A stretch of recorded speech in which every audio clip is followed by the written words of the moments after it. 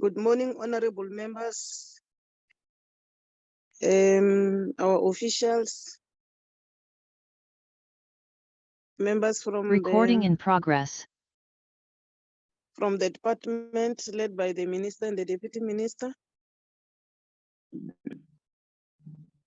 We have got the agenda before us. The first item is opening and welcome. You are warmly welcome.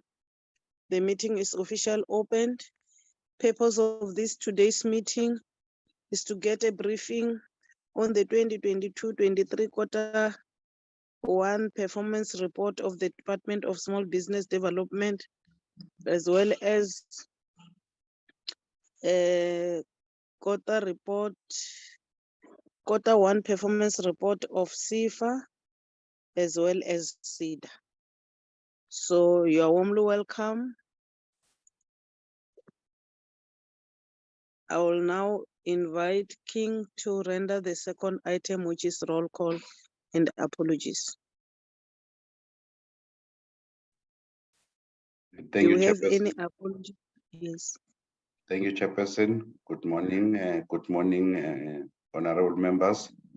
Good morning, Deputy Minister. Good morning, DG, CEO of the two entities, and board members who are present. And good morning, colleagues from the department, entities, and Parliament. And I'd like to welcome some of the members of the party who have joined. Chairperson, I did accept the Honorable Kruger, Honorable Jacobs, Honorable April, Honorable Lubengo, Honorable de Villiers, and then Honorable Zumula extended the apology, indicating that he is in the other meeting. I was still waiting for Honorable Mieni, who was still struggling with the network, trying to connect. And then from the department, there is a Honorable Deputy Minister, who I think is the leader of the delegation, as well as the DG and the CEO of the entities. So those are members. If I missed one, the member can indicate, but I've got that apology of Mr. Mieni and then of Mr. Zumula. Thank you, Chair. Thank you. Can I have a mover for the adoption of the agenda from honorable members?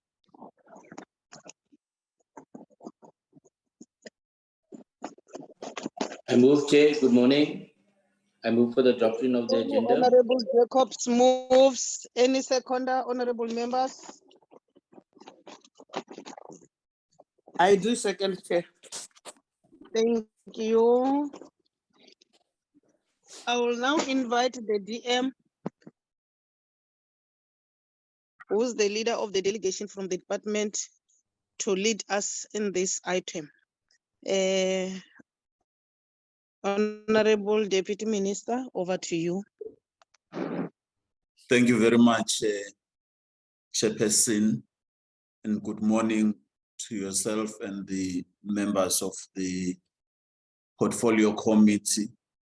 I also want to greet our DG and those who are represented, from the CEOs. I must indicate also that, as indicated by Good King, our minister is out of the country, and indeed her apology is in this time also forwarded.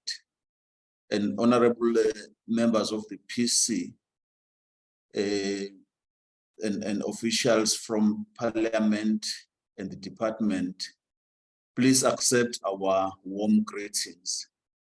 We are here today to make the presentation on quarter one performance of the department of SIDA and CIFA.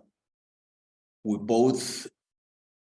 have success stories and challenges detailed in the presentations. We acknowledge in advance that there are areas where we did not meet our targets due to those challenges outlined in the presentations that will be made by our DG and the teams. We also have plans moving forward for the bridging those gaps that may be existing, but we're also expecting a constructive criticism, as it usually happens in the portfolio committee, and guidance from the honorable members. But lastly, Chairperson, I would like to hand over to our DG, Mr. Mkuman, who would lead on the presentations. I thank you very much, Chairperson.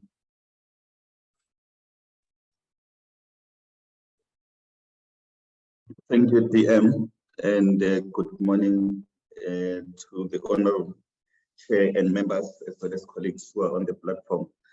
Just to indicate that the CEOs are also out of the country as part of the delegation that is supporting the minister. So there are senior executives from the two entities who will also be presenting on their behalf.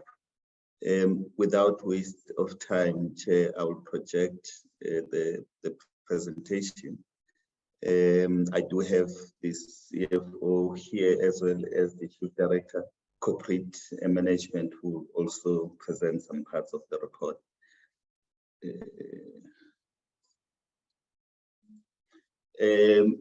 As indicated by the DM, we're here to present our first quarter report. We'll also talk to the actual outputs and also talk to reasons for deviations where we did not achieve any corrective measures, as well as the plans that we have to make sure that we are able to improve in terms of performance. We'll also talk to the financial report. The CFO will quickly do that, as well as the Chief Director Corporate Management, who will take us through the HR report. Just to indicate, Chair, that we are doing fairly well in terms of governance and compliance issues, as we have been able to meet and take those critical decisions that are important for our performance as a department, but also compliance. We are fully compliant. We do have the Audit and Risk Committee, Risk and Ethics Management Committee. The only challenge that we had for the first quarter was the ICT Steering Committee, because of the challenges that are also outlined in later slides that resulted in us not being able to meet some of the targets around ICT, where we had one colleague who was remaining in the unit, and the same colleague was also acting as the Chief Director Corporate Management during the first quarter. These are just the requirements, Chair, that we are mentioning, that we are complying with all these relevant legislations that inform our participation in Parliament. We have also met our internal within government these timelines, where we are expected to submit a report to the minister, but also a report to DPME. We also, because during this period we're busy with the annual report, we're able to do that amid the 31st of May. And we also did come through to present the Q4 report during the first quarter. Chair, this is a quick high-level summary of the performance for the department, but just also to look at it in context, that this is the first quarter which is achieved 11 targets, which equates to 55%, which is slightly above the other quarters that we've been fairly not performing very well in the past few years. We will talk to the reasons, but we were above 55%, and we believe that going forward we'll be able to get more targets achieved. Quickly on the highlights,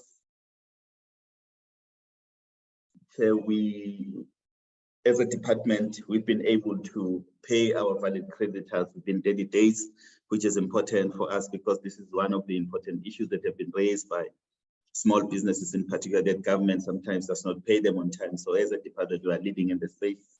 We're able to do that during this quarter. And 3.1% variance of cash flow projections, meaning we spent 592 million out of 610 million, resulting in a variance of 18 million, which is less than 5% Q1 target. And I think the question that always comes up is that if your performance in terms of the indicators is 5%, but you're talking about 96.9% in terms of the expenditure, these are not aligned. And the explanation is, as a department, we are too strict on ourselves. So meaning even if we meet 99.9% of a target, if it's not 100%, it's not met. So where we have to spend, even we spend 99.9% of the budget, we still count as not met if we did not spend 100% of the budget as targeted. So that's the main thing that is also not working for us, because we end up being seen as people who are spending but not meeting the target. We have, as honorable members are aware, that we got our structure finally approved. So we have come up with a recruitment plan that should assist us to get as many warm bodies as possible, given the tight timelines, but also the limited capacity within the HR unit. We are still within the 3.8%, of which we had 3.3 as a target for persons with disabilities. We did have quite a number of public engagements. We had 35, which is very important for us because we have to go out there and engage with the people who are supposed to be beneficiaries of our services. We had 90 products linked to the market against the target of 75. We have developed a concept so that we are targeted in terms of our international market access engagements. We did have some engagements, as members are aware that we are in the process of reviewing the business amendment bill. We had engagements because we also want to have the views of the municipalities who are the primary users of the Businesses Act. We have finalized the SME and cooperative funding policy, of which we have to take it through now the final processes and make sure that it's tabled, because it has to go through all the way to cabinet, because it's the first of its kind, and we need other departments to play their role, especially the DFIs, in ensuring that we're able to deliver on this funding policy. We were able to support 8,239 competitive SMEs and cooperatives. We did conduct a rapid review of regulatory impediments impacting small enterprises during the first quarter, because we do have this big target that we need to meet by the end of this year. But it was important for us to start with the process of doing our own, given the literature that we have, but it is also going to guide us in terms of how far should we go with all this reviewing of the regulatory impediments, because it is a target that will also go to cabinet, because there are some other areas or other stakeholders who have to review their own legislations to make sure that SMMEs are able to function in a more conducive environment. Chair, and then we thought we should also be upfront in terms of the underachievements. We are below in terms of female representation at the SMS level. Members will know that last year we did indicate that we lost quite a number of members at an SMS level who are female, but we have prioritized this target to make sure that we are able to reach at least 50%. We've always been operating above 50%. It's important for us not just to have more women in the department, but we need to have them at an SMS level and above. Then the two targets, Chair, which are linked of the system, because we do have this SME SA database, which we want to improve. We want to make sure that we create this conducive environment by ensuring that SMEs are able to access all the services that they need through the system. So we have two targets there for this current financial year, which link the SME business index to identify the level of readiness and capability of SMMEs, because as government, we've always been saying we do quite a lot of work investing, but we don't really measure, the growth of these SMMEs. So we're linking it to the SME database so that those that are registered, they were able to monitor their growth over a period of time. Also, we have another target, which is small enterprise credit scoring and rating, because it's critical. This is very critical for us, especially when it comes to access to finance, because we are aware that government alone cannot really provide all the funding that is required. So credit rating is very critical, especially if we want them to access finance from other stakeholders, including commercial banks. We did have engagement as a portfolio because we want to come up with one system within the portfolio.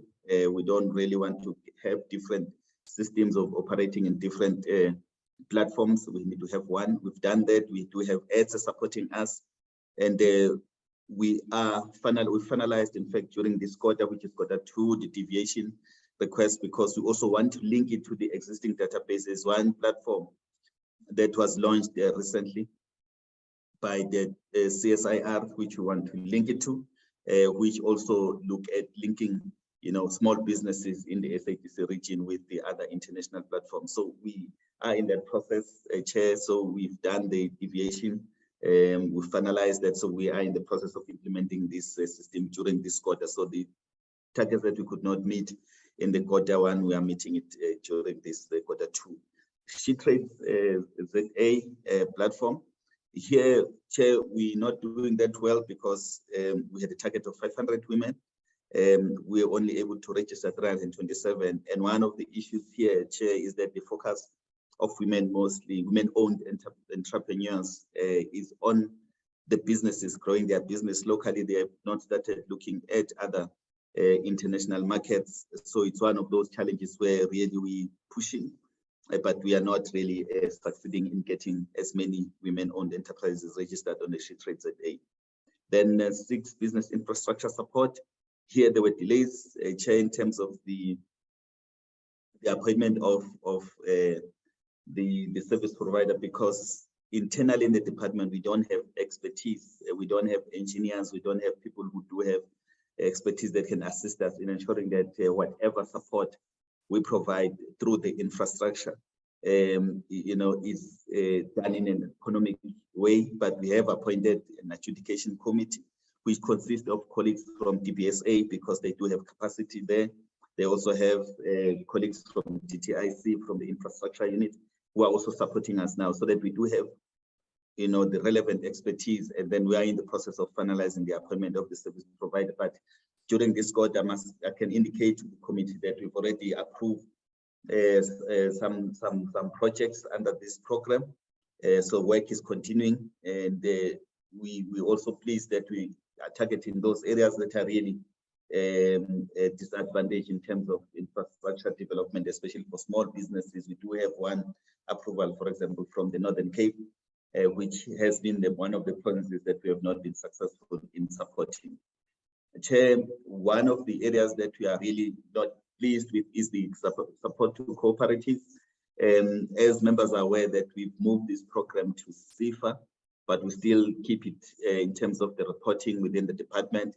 And the challenges that CIFA is facing is the quality of the applications that they've been receiving from cooperatives, and also the reluctance from the side of cooperatives in taking support that is partially a loan. They prefer grants from government. So there is that lack of appetite, because we've blended in, because we believe that the businesses that we support, even if they are cooperative enterprise, they must be sustainable. But we are working on a program to change this. There is a pipeline that we already have, where CEDA has supported some cooperatives, and we believe that we'll be able to support some cooperatives before the end of the year. But also we are reworking this program, because it's important for us to really get our support to the right cooperatives. The next slide, next target, Chair, is the 5,000 township and rural enterprises. It's the same issue that I raised earlier, that we missed this target by only 700 businesses that we did not support. So here we count it as not achieved. It's not even partially achieved, even though we're able to support over 4,000. Because we did not meet our target of 5,000, we count it as unachieved. So money was spent on these businesses, but because the target that we've set ourselves is not achieved, so it's counted as unachieved. But we are also working, Chair, on reviewing the term sheets. Remember, members will remember that we did have various sub-programs under TREP where we were looking at people, for example, for personal care, they had their own term sheet. People for automotive sector have their own term sheet. Now we've simplified it. We have a single term sheet that accommodates all sectors that for SMEs that are based in township and rural areas.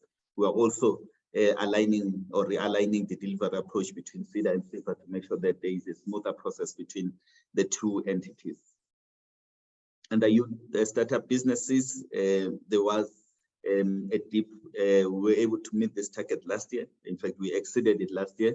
But this year, there were challenges in terms of the quality of the applications because we still have that issue of ensuring that even if we receive applications, it should be people that are able to pay back the money because all our resources, Chair, we've redirected them to CIFA.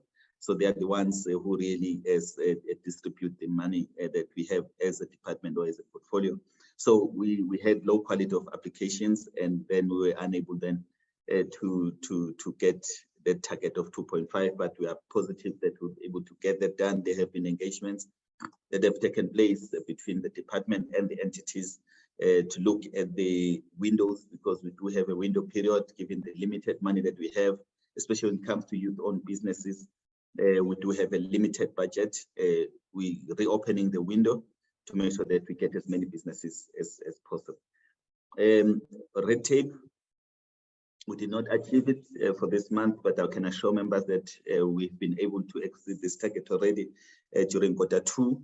So we are on track to make sure that we deliver on this target. We've had engagements in various provinces, including in Limpopo. There are other planned engagements where we are engaging with municipalities as ensuring that we do roll out this red tape reduction awareness program.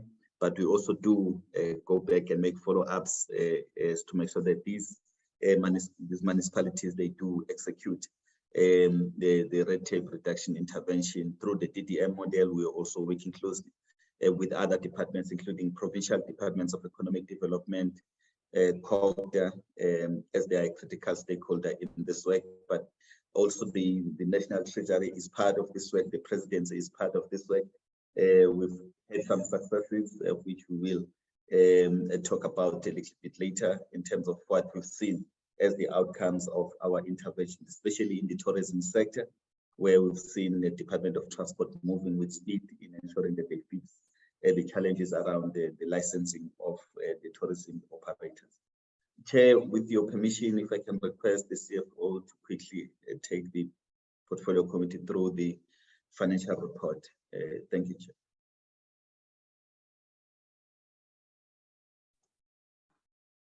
Good morning, Honorable Chairpersons and Honorable Members, Deputy Minister, DG, and the colleagues from the entities and the department. With your permission, Chair, if I could just stop my video so I don't get any interruptions from. Do so. Thank you. Thank you. I was also mindful of the fact that this is not a court of law and the PP is not being prosecuted. And is it okay if I carry on, Chair?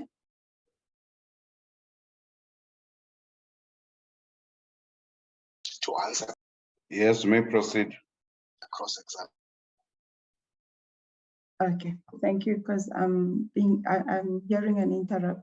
I'm getting an interruption, not sure from whom, but nonetheless, Chair, as DG has already indicated earlier, we, for the first quarter of the financial year, had planned to spend 610 or just under 611 million. And for the first 3 months of the financial year, we were able to spend 592 million of that and have in our cash flow 18.7 or 18.8 million remaining, which is 3.1% of the budget, which translates to spending being just under 97%. And the very spending, DG, thank you. The spend in terms of spending in terms of our programs, we have 4 programs, which is administration, wherein we had hoped to spend 27.3 million. We spent 25.5 with a variance of 1.7 million, which amounts to about 93.5%. Sector and market development, we had planned to spend just under 11 million, but we overshot there, and I'll explain the reason, by spending 13.6 million, exceeding the cash flow projected for that program by 2.7 million.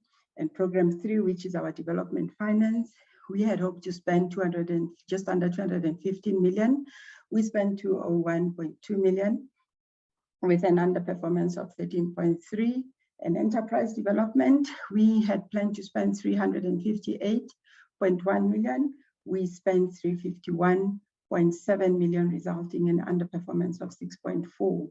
And the reasons for that performance, in the next slide, please, DJ, is that program 1, which underperformed by 6.5, this was because we do have vacancies, as DG has already alluded, in terms of the structure that has just been approved, and that we have a recruitment plan that will assist us to catch up on trying to fill as many posts as possible before year end, which compensation of employees contributed 2.9, and we overshot in our goods and services.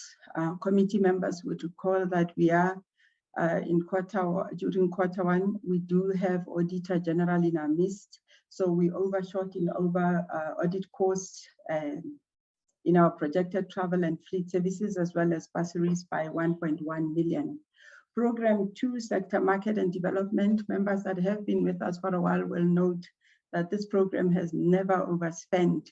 And this is actually a technical overspending, in that we had an incorrect allocation of expenditure that was meant to have been in program 4. So if we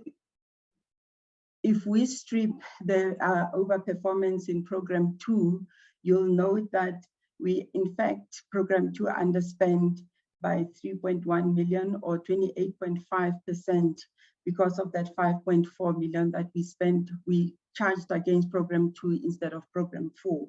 And the underperformance was also mainly in compensation of employees, as we have some of our colleagues, because of the structure as it stands, we're still applying the old structure, even though the functions are being performed in this program 2. We still have colleagues who are paid in program 4, but actually performing functions in program 2, and this misalignment will be corrected once we align PERSAL and the payment system, of our basic accounting system that we use for payments.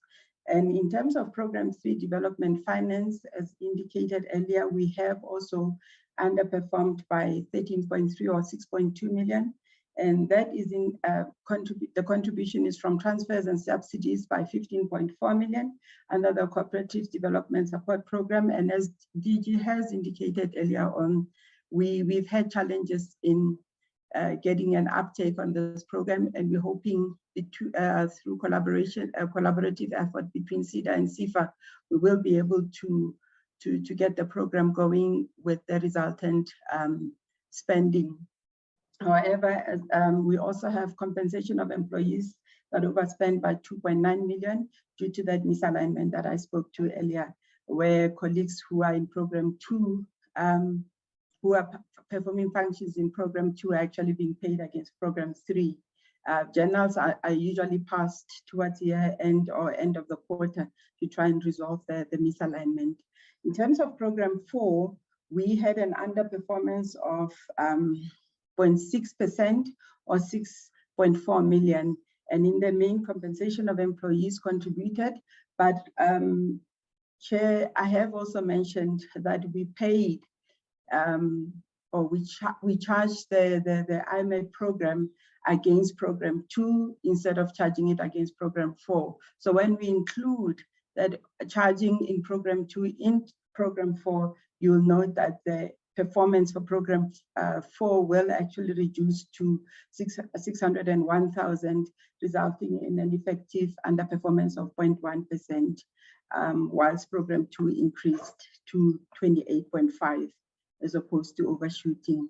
And the reason for that, if we can move on to the next slide, DG, if we can talk to spending in terms of economic classification.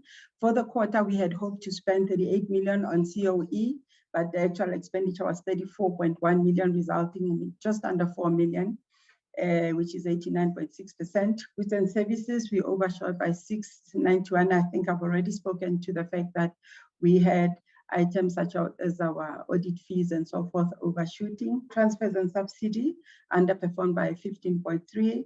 And in the main, that was our CDSP program, as well as capital underspending by 151,000 for the quarter. And the reasons for underspending COE that has already been provided, we underspent by 4 million for the quarter, which is 10.4%, as a result of the vacancies that we had of amounting to 16.2%. Within services, we overshot on the cash flow projections that we had by 691,000 as indicated, mainly because of audit, travel-related expenditure in that first quarter. Transfers and subsidies, CDSP has also contributed towards our underperformance, as well as our internally CDSP that is implemented by CIFA underperformed by 10.2 million, and CDSP which is implemented by ourselves. As a department, we do have a special project that the Deputy Minister is running or leading, that we have put or set aside 5.3 million, and we've had delays in appointing the service providers that should be providing the support to the cooperatives that have been identified. In terms of our machinery and equipment, as indicated earlier, we underperformed by 151,000 due to the expiry of the Konica Minolta contract, as well as the reduced cost from the Vodacom contract that we're participating through the National Treasury's transversal contracts. That basically concludes the end of our cash flow projections against actual expenditure for quarter 1. I'll move on to the next slide, DG, which is providing the committee with progress on the audit findings from the 2020-21 financial year. In the main committee members, what we did not achieve as reported and at the end of the quarter is the 2 items under internal audit where we had said we had not been able to conduct an external quality assurance review, as well as ensuring that the information system environment of our department is evaluated. Those are the 2 findings that AGSA had made in 2020-21 that had not been addressed. But we will also be providing the committee with an updated audit findings for the 21-22 financial year once we come to present the annual report in due course. Chair and DG. Thanks. Chair, with your permission, we can just request Ms. Mbata just talk to HR report. And then on the 6th, Do so, please. Thank you, DG. Directive distributed to Sianejo. However, on the 6th of September, we then received a response.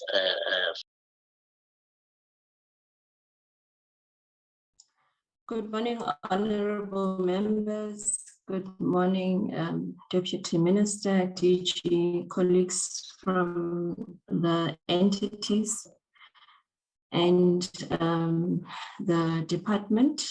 I'm here to present the H1. The focus for the department was to get the structure concurred from DPSA, which has been concurred and also approved by the minister. We've also then gotten approval for the implementation of the recruitment plan in terms of the rest of the financial year. However, what we still working on is the vacancy rate, which was sitting at 16.2 during the Q1 reporting period. This was attributed to the closing period of the last financial year, as well as the processes that we've been trying to implement to move this target, as well as resignations that we've experienced within the organization. We can move to slide 2, DG. The women representation target was also affected, as DG has already presented, by a number of resignations within the organization, as well as delay in appointments of senior manager for Q1. It is also attributable to the fact of the recruitment plan that we are still implementing. However, we've identified strategies in relation to how we would want to increase this target over the financial year. We can move to the next slide, DG. In terms of persons with disability, in Q1, there was no change in status. We still have maintained our target in relation to exceeding the 3.3% target that we would have set for Q1. We are currently sitting at 3.8, and we will be monitoring this target moving forward in line with the strategies we are implementing to continue with recruitment. Thank you, DG. Thanks, Buddy. Chair, then the next slides are just a repetition of what we've already presented, because we had taken the information out of these slides so that we can save time and put it in the first few slides. So we will be repeating, honestly, all the achievements as well as the underachievements that we've already highlighted. So I would like to request that we just go straight to the last slide, Chair, and submit the report and the comment that the Portfolio Committee adopts our Q1 performance report. I thank you, Chair. Thank you. Proceed. In writing to. Thanks, Chair. So we can request that the committee adopts. Can Sifa Yes, yes, we have Sifa, Chair. Thanks. All come right. in?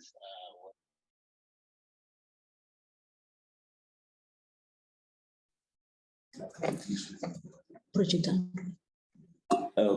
morning, Chairperson. Good morning, Deputy Minister.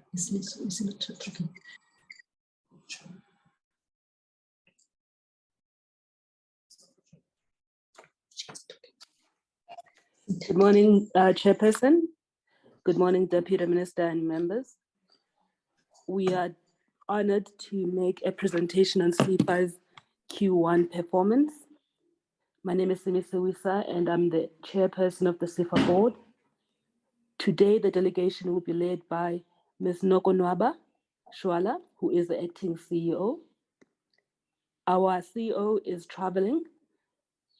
As we all know, partnerships are very important to the work that we are doing as SIFA.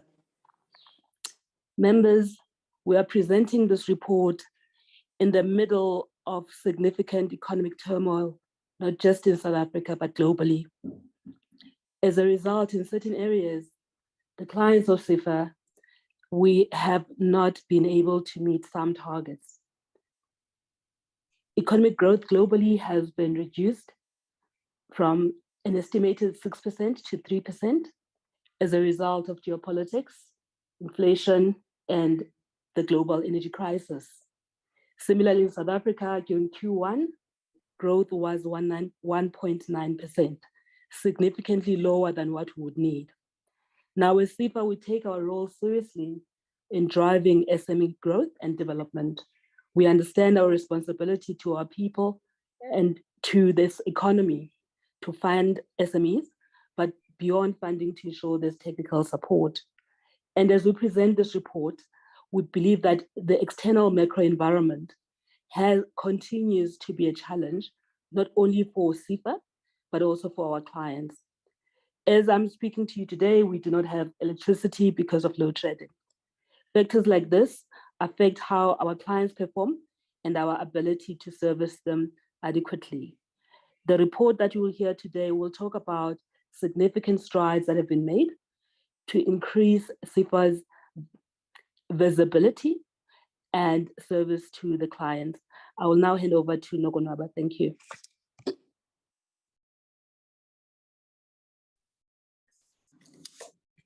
Honorable Chairperson, honorable members, deputy ministers, board chairpersons, and colleagues, good morning. We are now going to project SIFA's Q1 performance as already introduced by the chair. Kindly give us the rights to project through you, Chair, and Alroy will, to Alroy, thank you.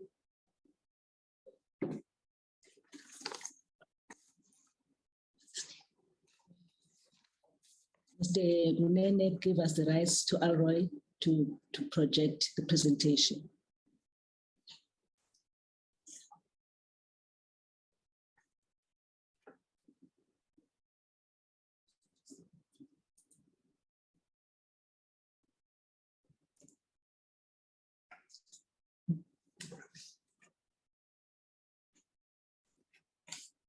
Mr. Munene, we're just waiting on you to give us the rights to share the screen, please, Chair, through you.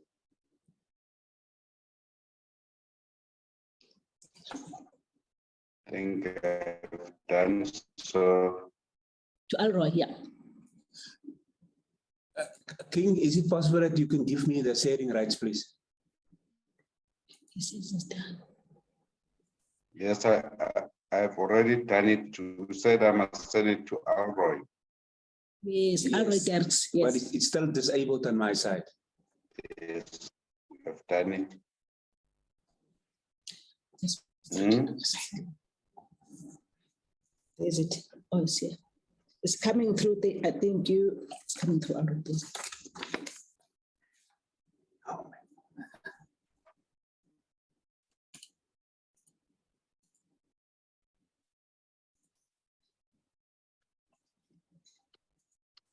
This is Untitled.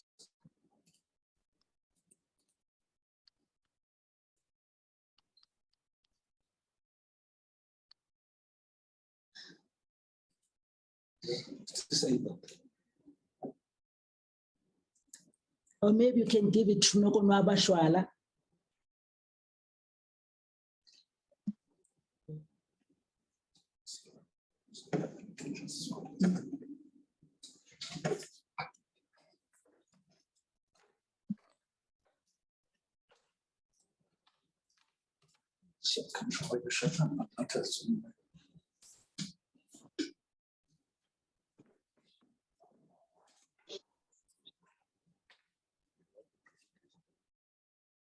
Disabled.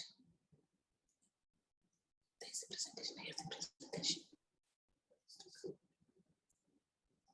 Chair, through you, we are still not able yet. We are still trying to connect here. Yeah. She's good.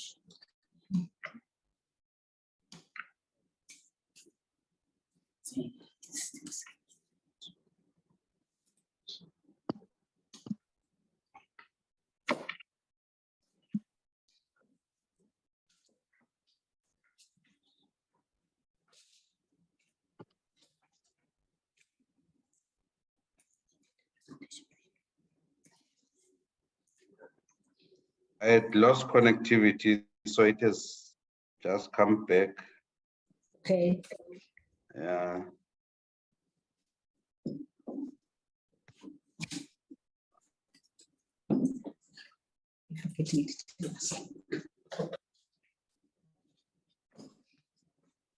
Let us know, Mr. Gumene, through Chair, once hosting. King, I have got a problem with network. Okay, Chair. Yeah, so when I disappear, please tell Honorable Jacobs and members to take responsibility. I'm being troubled by load shedding. We don't have electricity now as we're speaking. Okay, Chair. Mr. Elroyd, Just tell me whether the presentation is visible. It is visible here. on my side, it's visible. Honorable members, I hope that you can see the presentation.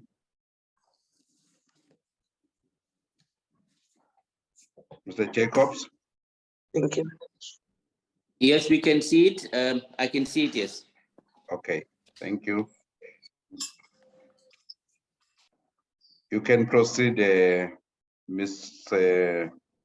Was it Shwala. Strana? Yes, thank you, Chair. Chair, I will just do the summary slide and then hand over to my colleague, Mr. Ders, to continue the rest of the presentation. I just want to check, Chair, am I audible to the members, to the honorable members? Yes, you are. Thank you very much. Chair, as way of introduction, we'll just summarize how we performed during the quarter under reporting. For the CIFA's current loan book is worth 3.6 billion rands, including funds. And then this reflects, Chair, through you, a growth of 5% of the loan book portfolio compared to the same quarter in the past financial year. In terms of approvals, through you, Chair, we've approved loans to the value of 354 million rands for Q1, and this represents about 79% of the quarterly target that was set, as it will be shown later on in the balance scorecard. We further dispersed, Chair, 571 million rands to the economy during the period we're reporting on. This performance, Chair, represents over performance of about 142% of our quarterly target, Chair. So the number of SMMEs that were financed and jobs facilitated, Chair, were 7,839. Those are SMMEs financed during the quarter. This makes up about 17,800 jobs, Chair, facilitated. In terms of development impact, CIFA dispersed 458 million rands to enterprises owned by Black entrepreneurs, 163 million rands to businesses based in the township, 190 million rands to women-owned businesses, and 125 million rands to enterprises owned by youth. This is the summary, Chair, of CIFA's performance for the reporting period. The details, Chair, now will be outlined by my colleague here in Mr. Alroy Derst, who's the head of strategy planning and reporting, Chair. And thereafter we'll take questions, Chair. Thank you very much. Thanks, over to you, Alroy. Good morning, Chair. Good morning, honorable members. Good morning, chairpersons of the board. Good morning, colleagues. What I'll first do, I'll just basically run through a summary of the CIFA corporate performance. CIFA uses the balance scorecard methodology to measure corporate performance. And basically, what I'll do is that basically start off with basically the measurement of the customer perspective in terms of the balance scorecard, which basically looks at the funding activities as well as the developmental impact of which that funding activities basically generated. So as my colleague earlier has reflected on, is basically the first activity that we measure is the value of approvals. And for the quarter, we set a target of 446 million rand as the target, and we've achieved 354 million rand in relation to that target, which represent a 79% performance. The real effect is basically the impact which CIFA's with regards to dispersing money into the economy. And for this quarter, we were able to basically disperse 571 million rand into the economy, representing a 142% performance. A challenge within the quarterly performance was obviously the number of businesses that we could reach in relation to our target. And there we've supported 839 small businesses that received funding from CIFA for the quarter, which represented 46% of the quarterly target. The underperformance is mainly due to basically challenges that we've experienced with regards to uptake of funding facilities from our microfinance sector. And the sector, informal and microfinance sector, is really recovering now as a result from the COVID activities and some of the restrictions that was placed with regards to COVID, especially on informal sector businesses. The funding activity in SIFA resulted in a job creation or facilitation of about 17,800 number of jobs that was created, representing 85% of our target. With regards to support to Black-owned enterprises, we've achieved a target of 163%. With regards to support to women-owned enterprises, 190 million rand was disbursed to those entities, representing 119% of our target.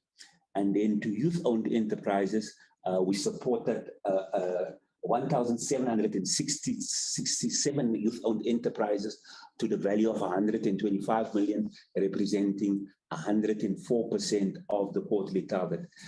You will have noticed, Chairperson, that there's been considerable improvement in our performance on the disability target. We've basically capacitated that unit, and we can see the performance impacting, improving in that particular line item, where we've now achieved 50% of the quarterly target. Support to township entrepreneurs, we've basically disbursed 162 million rand, representing 163% of the target. Support to rural towns and villages, we've disbursed 192 million rand to those enterprises located in rural towns and villages. And then basically the other indicators are indicators that which is basically annual measurement indicators from the customer perspective. With regards to the financial perspective of the balanced scorecard, we measure basically the cost to income ratio. There we've achieved a target of 128% or actual 68% of effectively. Then we also measure performance with regards to our property portfolio. SIFA manages about a property portfolio across the country, and what we've done, we've also got some indicators that talks to the performance of the property portfolio. And there we measure the cost to income ratio, and there the cost to income ratio is at 335% actual. That is a particular concern, but I think we've got a strategy to turn around that particular strategy. Then we've also measured the vacancy rate, and there we've achieved a target of 108% for the quarter. The rental collections, we've basically met our target in terms of 33%. And then also the repairs, we will start reporting on that for the next quarter. A key indicator also for SIFA is the effect of that we achieve with regards to our credit guarantee instrument. We've got a credit guarantee company that basically operates under the Short-Term Insurance Act, a Kula credit guarantee, and there we're measuring the leveraging effect which 1 rand of guarantee creates in the economy. And there we've basically achieved a multiplier effect of 6.38, which effectively means that 1 rand of guarantee extends additional 6.38 rand into the economy. The key indicator that we also measure is basically growth in revenue, which is basically an annual indicator that we will report at the end of the year. Then we've also got indicators that relates to the performance of the book, and there we measure basically impairments. And the impairments was target was achieved for the quarter of 38%. And then also the portfolio at risk, which is basically the quality of the portfolio. And there we're basically measuring the portfolio at risk that is basically 60 days or one that's older. And there we've basically overachieved in the target with regards to 41% against the actual target of 42%. And then we also measure collections, which is basically the collection rate of all cash that we collect in the portfolio, which is basically we've overachieved there at 91% with all 104% of the target. Then we've got indicators that talks to internal efficiency of the business, and there we measure basically the turnaround times. Yes, particular challenges that with regards to turnaround times and with regards to direct lending applications, we've achieved a target of 75% in terms of approving of loans, or 53 days. And in wholesale, they take us on average 70 days to approve a wholesale application of 79% of the target. The target with regards to organizational automation is an annual target and will be reported in the fourth quarter. We've also got targets that relates to the ecosystem, and i.e. the number of partnerships that SIFA is creating, and there we've basically underperformed. With basically the target was 40 and we've only achieved 5, which is basically 13%. Another indicator what SIFA is also looking at is basically the performance of its clients, and there basically we measure basically growth in turnover of our clients, and there we've basically achieved a target of 75%. A key indicator also of the effectiveness of SIFA as a lending institution is basically the first default rate, i.e. the defaults that clients is making on their first payment, and there we've basically achieved the target. The risk maturity is an annual indicator, and that will be reported in the fourth quarter. Another indicator is basically the research activity that is being done, and there basically we've set our target to set the research activity to investigate value chain analysis, basically i.e. supporting SIFA's lending activities, and the target was basically to produce one sector value chain report, and that was achieved. The other target, Chair, is basically annual targets that will be reported at the end of the fourth quarter. What I'll do now, Chair, basically just briefly reflect the performance of the loan book a little bit in detail, breaking down the different channels that SIFA is lending to. As stated earlier on, we've achieved the target of, we've just approved 354 loan facilities, which is basically broken down into 40 million rand, or 44% of the quarterly target was in the wholesale SMME lending. 32 million rand was within the credit guarantee portfolio, or 64% of the target. 282 million rand, or 106% of the quarterly of the target, was in direct lending facilities. And the direct lending facilities was mainly, the overperformance was mainly driven by the economic recovery programs as announced by the President in terms of the state's economic policy supporting economic recovery post-COVID.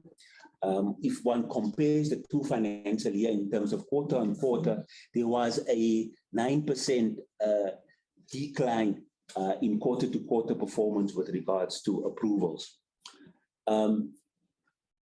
With regards to disbursements, if we analyze the disbursements in terms of the different loan channels, in direct lending, we were able to disburse 282 million, or 141% of the quarterly target.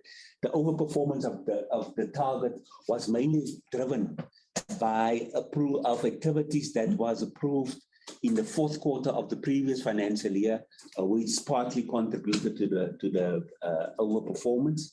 With regards to wholesale, Chair, 289 million rand was dispersed via the channels. SMME wholesale was 204 million rand, which is basically representing 338% of the quarterly target. Microfinance was 21 million rand, which represents 30% of the quarterly target. As reflected early on, the underperformance of the microfinance is partly a function of the cyclical activity of the microfinance book, but also the type of challenges which the sector experienced recovering from the post-COVID period. With regards to the KCG, or credit guarantee facilities that was taken up, 64 million rand of those guarantees were taken up by the SIFA partner institutions, which represents basically 93% of the quarterly target. The disbursements on economic recovery, which is via the direct lending program, was 149 million rand, representing 120 million rand via the direct lending and 185 million rand via the financial intermediaries that basically SIFA wholesale funding through. The performance represents basically a 34% improvement quarter on quarter if one compares quarter one for this financial year compared to the previous financial year. With regards to the development impact, i.e. the impact which our activities has in the economy as reported earlier on, for the quarter, SIFA basically supported 7,839 SMMEs, which represented 46% of the quarterly target. That basically was distributed in terms of the different loan programs in SIFA. 333 SMMEs were supported by the SIFA direct lending book, 470 via the SMME wholesale program, 6,811 via the microfinance book, 225% to 225 SMMEs via the Kula Credit Guarantee Program, and 31%, which basically achieve, if one looks at the quarterly achievement, represent 40% improvement on the quarter when compared to the previous financial year for Q1 of the financial year.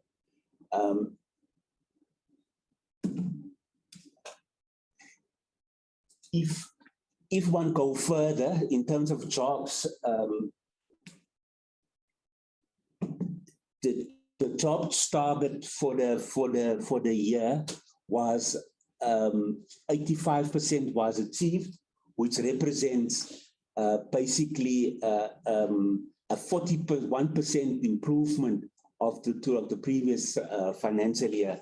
Most of the jobs, Chair, was achieved in the microfinance sector, and basically the jobs improvement in performance is basically a 44% compared to the previous target. If we go further into stratifying the development impact, basically SIFA basically overachieved in all of those development impact targets, which basically says that 125 million rand was disbursed to youth-owned enterprises, which represents 104% of the target. 14 million rand was supported to people with disability, which represent 50% of the target, and 190 million was disbursed to women-owned enterprises, which represents 119%. Sorry for that typing error there, Chair, which represent 119% of the quarterly target. 457 million was disbursed to Black-owned enterprises, which represent 163% of the quarterly targets, and 192 million, which represent 120% of the quarterly target, and 182 million to township enterprises, which represented 63% of the target. If one looks and do an analysis with regards to the spatial contribution of our disbursements activity, what the slide basically reflecting, Chair, is basically the number of businesses that we supported around the country, breaking down the 7,839 SMMEs that were supported by SIFA. As can be seen, the majority of the funding activity took place in Limpopo, KwaZulu-Natal, Mpumalanga, which basically where the SIFA's got a very high density of a microfinance footprint, and therefore the number of small businesses was reached. But however, if one analyze it per rand value disbursed, then one would see that basically the highest concentration of disbursement went to Gauteng in terms of 202 million rand. If a key indicator in the organization is obviously the the portfolio quality and the portfolio composition. I think my colleague earlier on has talked about the 5% growth that was achieved in the loan book, and basically this analysis basically just reflects the growth in the loan book quarter on quarter, i.e. the fourth quarter of the previous financial year compared to this current financial year. You can see that basically there was substantive growth or over 200 million rand in the direct lending portfolio, which is also a function of the activity with regards to disbursements in the direct lending activity. So as of this particular quarter, the 30th of June, the portfolio was sitting at 3.4 billion rand. And that portfolio was made up then basically of 1.3 billion rand of wholesale facilities and 2.3 billion rand in direct lending facilities, for 63% of the target. If one looks at basically the portfolio at risk, i.e. the portfolio that is outstanding in terms of 60 days, 61 days and older, you can, the SIFA portfolio at risk basically was sitting at 37%, which is basically an increase of 4% to the previous financial year. The portfolio broken down in terms of those two channels was basically in direct lending, there was an increase by 5%, which is partly a result, Chair, which is basically the earlier comment which was made by the chairperson, which is the effect of one, the performance of the economy, which is partly driven by internal economic conditions, but as well as external factors, basically, that places additional strain on economic performance, geopolitical context with regards to the war in Ukraine, which is basically adverse effect, both on the economy, but also with regards to then certain issues with regards to administered pricing in the economy, availability of electricity, etc. All of these things impact on the performance of the SMME sector, which also have an adverse effect with regards to basically the SIFA portfolio, i.e. the ability of SMMEs to honor their payments with regards their loan facilities to SIFA. If one looks at collections, and this is basically what the slide basically reflects, is basically the all-in collection rate broken down in terms of the installments that was due for the quarter, the on-time collections, i.e. basically what was due to be collected, and actual the payments that was made in advance, payments that was raised, where it was collected as a result as arrears, and then basically the side just reflects basically the relationship between on-time and total. Of concern for SIFA is this 48% on-time collections with regards to in the direct lending book, and I previously just spoke about the pressures which small business is having in the economy as a result of economic conditions, as well as also geopolitical factors that impacts on this on the SIFA book. The direct lending portfolio, I think the important point that I must also raise, as a result of the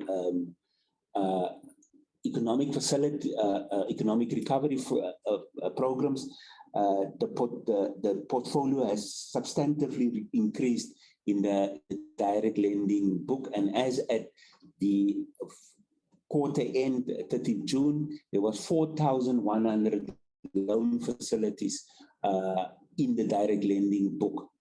On-time collections, I earlier spoke about, which is 47.6%, basically reflects basically the conditions which SMMEs are experiencing in the economy. With regards to financial performance, key there, basically we measure cost to income ratio, and there we basically achieved, overachieved with regards to the indicator. The indicator set is 86%, for 87% as at quarter end. We were sitting at 68%. The target was mainly achieved by prudent financial management within SIFA, which is partly the result of one, managing costs on the one level, but also effectively managing income which is a function basically of our post-investment activity. As I was stating earlier on, we find in SIFA's performance, there's been annual growth in interest income and revenue additional. We've also achieving interest with regards to cash balances in the bank. The impairment function, basically, we set the target of 38%, and we've achieved that particular target. The target with regards to percentage growth in revenue as a result of interest income is a bit skewed, and that must be viewed in the context that during the first quarter of the previous financial year, SIFA extended payment moratoriums to the majority of our clients. So basically, we're measuring it really from a low base, and the 41% must be seen in that context. This slide, Chair, just basically breaks down an analysis of the loan book over the basically couple of financial years. And here we're measuring basically the net loan book, which would basically the book less impairments, and is basically broken down in terms of the different programs that SIFA is managing. So as of June 2022, the net loan book was sitting at 1.5 billion rand. This is basically, Chair, just a summary of an abridged form of our income statement, reflecting basically an abridged version of our income for the quarter against budget, and basically expenses for the quarter. Most importantly, would most probably be the important bottom line that talks to basically the operating loss or surplus that we've made in relation to the performance of the organization. This is our balance sheet as at the end of the quarter. Basically, total assets was sitting at 6.3 billion rand against a budgeted forecast of 6.4%. And basically, where we've got also the liabilities reflecting basically at 5.2 billion rand against the target also of 5.2 billion rand. Where, with regards to human capital, it's basically reflecting the quarter activity with regards to human capital. Under human capital, there was a set of key policies that we've been pushing to improve performance, and basically in the HR capacity there, we've introduced a new employee recognition policy. It's a recognition basically in SIFA that basically says that as a good employer, it becomes important that we speak to employees and retention. And to that extent, we've introduced an employee recognition policy that recognizes employees at different levels as well as groups in the organization. We've reviewed the employee conduct, business conduct policy, particularly in the context with regards to ethical conduct in the organization. And then we also reviewed, looked at our employee relations policy to begin to almost normalize and improve the relationship with organized labor in the organization. Performance management, SIFA prides itself on instilling a healthy performance management culture in the organization, and we've got the target that by end of August, all employees should have signed the performance agreements. And then as part of the building a high-performance organization in the organization, we've introduced a culture transformation project to enhance organizational culture. There is particular challenges that's basically that we need to talk about in the organization with regards to people. The merger represents a particular strategic risk in the organization, and that risk can be classified basically in Q1, that we have an increase, but we've picked up a resignation rate in the third and the fourth quarter of the previous financial year. That is also flown through in the first quarter. And a lot of the exit interviews that we are picking up is basically what colleagues that is resigning is indicating is the uncertainty that the merger organization represent. linked to that is also the constraint that we've got with regards to recruitment. At this stage, we've got only a recruitment parameter that basically allows us to recruit employees on a 2-year contract. And that what we have found is that many of the colleagues that we've made offers to is really basically declining some of those offers. But it's something that, Chair, that we are working through, and we are confident that we can will be able to overcome. With regards to our marketing and our outreach activities for the quarter, i.e. this is basically trying to promote the SIFA products and services, but also engaging with key stakeholders with regards to that we basically interact with. For the quarter under review, basically we had 9 ministerial roadshows, which was basically in the Western Cape, Northwest, and Limpopo. We also had 2 strategic dialogues in Klerksdorp and Polokwane. And then as part of the new culture, we had 3 online webinars. And then we've also had signed a strategic partnership with the Automotive Industry Development Center in Tshwane with regards to development of and support to component manufacturers in the automotive industry. Media, basically, we make use on a regular basis where SIFA staff basically reach out via community radio stations, and basically for the quarter we had coverage with the Post, the Waterberg Energy FM, which is a radio station, ENCA. I think we featured with regard to Checkpoint. There was an insert that was done basically on the SIFA support to the client via the Pick and Pay program. And then the Star, we have UFM, Metro FM, True FM, and these were the radio stations basically where SIFA basically had activity on. And then to enhance the SIFA brand, we've both got an internal as well as an external newsletter that we publish on a quarterly basis. This slide here basically just reflects the governance activity that is taking place in the organization, as well as the type of decisions that was taken at those particular structures within the organization. With regards to board, basically the board its core function is to set the strategy, review performance of the organization. And the board basically approved this report, which is presenting today, which is the Q1 and Q4 performance report. The board basically approved the revised delegation of authority, which is basically linked to the implementation of the SIFA corporate plan, the annual work plan for the year, the shareholders compact, then also basically the reconstituted of the board committees, and then also the appointment of directors to the subsidiary boards of SIFA, which is basically the Kula Credit Guarantee Organization, as well as the Kula Board of Directors. And then we've also nominated director to one of our investing companies. And then also we've also approved basically the secondment to the SIFA executive to CEDA, which is basically Mr.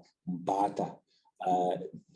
The credit committee of the board basically had one meeting, and that was basically the activity which they did, which is basically the approval of a revolving lending facility to the Small Enterprise Foundation, which is basically a microfinance institution which does basically the Grameen lending methodology and also forward finance basically facility, and basically extend their mandate to basically to lend into the citrus and tea tree industry. The Social and Ethics Committee basically had one meeting, and they basically looked at the oversight reports as per their mandate.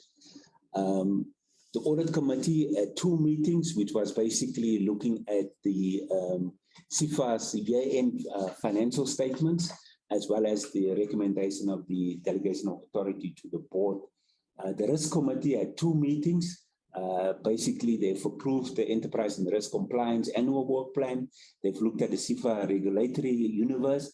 As a lending institution, obviously, there's a set of laws and regulations that pertain to SIFA, and basically, they also looked at the top strategic risk. And then as KCG, the Kula Credit Guarantee, there's a requirement that annually we have to submit to the Prudential Authority a risk and solvency assessment analysis, which is basically a prediction about potential risk or emerging risk that SIFA foresees in the KCG activity, and the provision that we need to make with regards to for the institution as a result of potential mergers, risk or potential claims that could arise out of that risk. The HR committee had 2 meetings, and they basically looked at the remuneration policy and also the filling of key executive positions in the organization that is vacant. Chair, that basically summarizes our presentation, and I thank you. Thank you, members. Thanks. Thank you, Chair.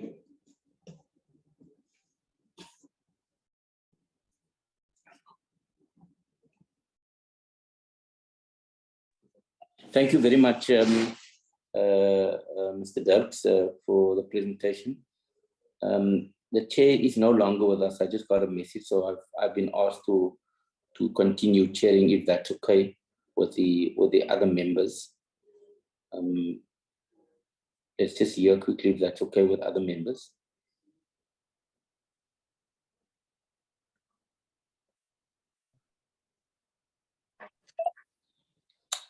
Honorable de Villiers here, 100% happy with that, Honorable Jacobs. Please go ahead. Thank you, Honorable de Villiers. Do we still need another presentation, or we done with all the presentations, Mr. Kunene? No, Chair, we still have the presentation from SIDA. Okay, great. All right, so without wasting time, let's hand over to SIDA.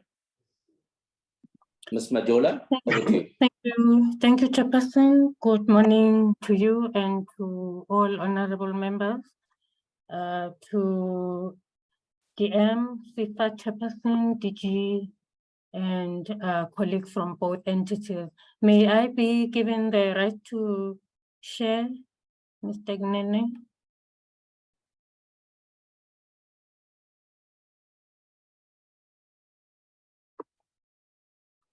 Yes, Ms. Machola.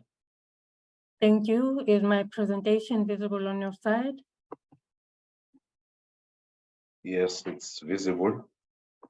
Thank you very much. I hope also it's also visible to members. Okay. Thank you very much, Chair. An apology was submitted by DM on behalf of CEO. I'm also submitting an apology for our board chairperson. So I will go straight to the presentation, which I will share with our acting CFO. We managed to achieve 88% of the performance that we were supposed to achieve in the first quarter. I'm just giving a very high level summary. So we fell short on 2 indicators. We also did quite a lot of work on district ecosystem facilitation in partnership with mainly municipalities in the different provinces, especially in Sarabatman, in the Eastern Cape, the Garden Route municipality in the Western Cape, in Gangala, as well as Gerstebande municipality in Mpumalanga, as well as city of Johannesburg in Gauteng. I will go into the details of the other areas of the performance as I go on with the presentation. This is a high-level summary dashboard of our performance. The gray numbers are the targets for the first quarter, and the green color or red color is what we managed to do in the first quarter.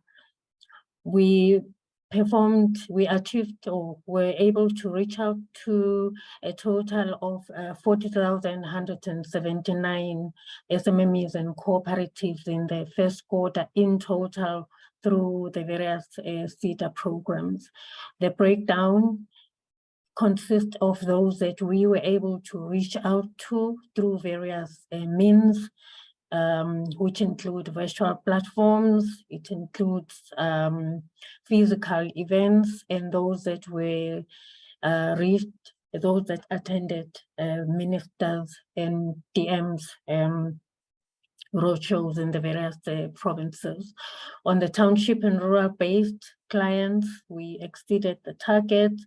I'm just going to highlight the CETA access points, which was not achieved in the first quarter.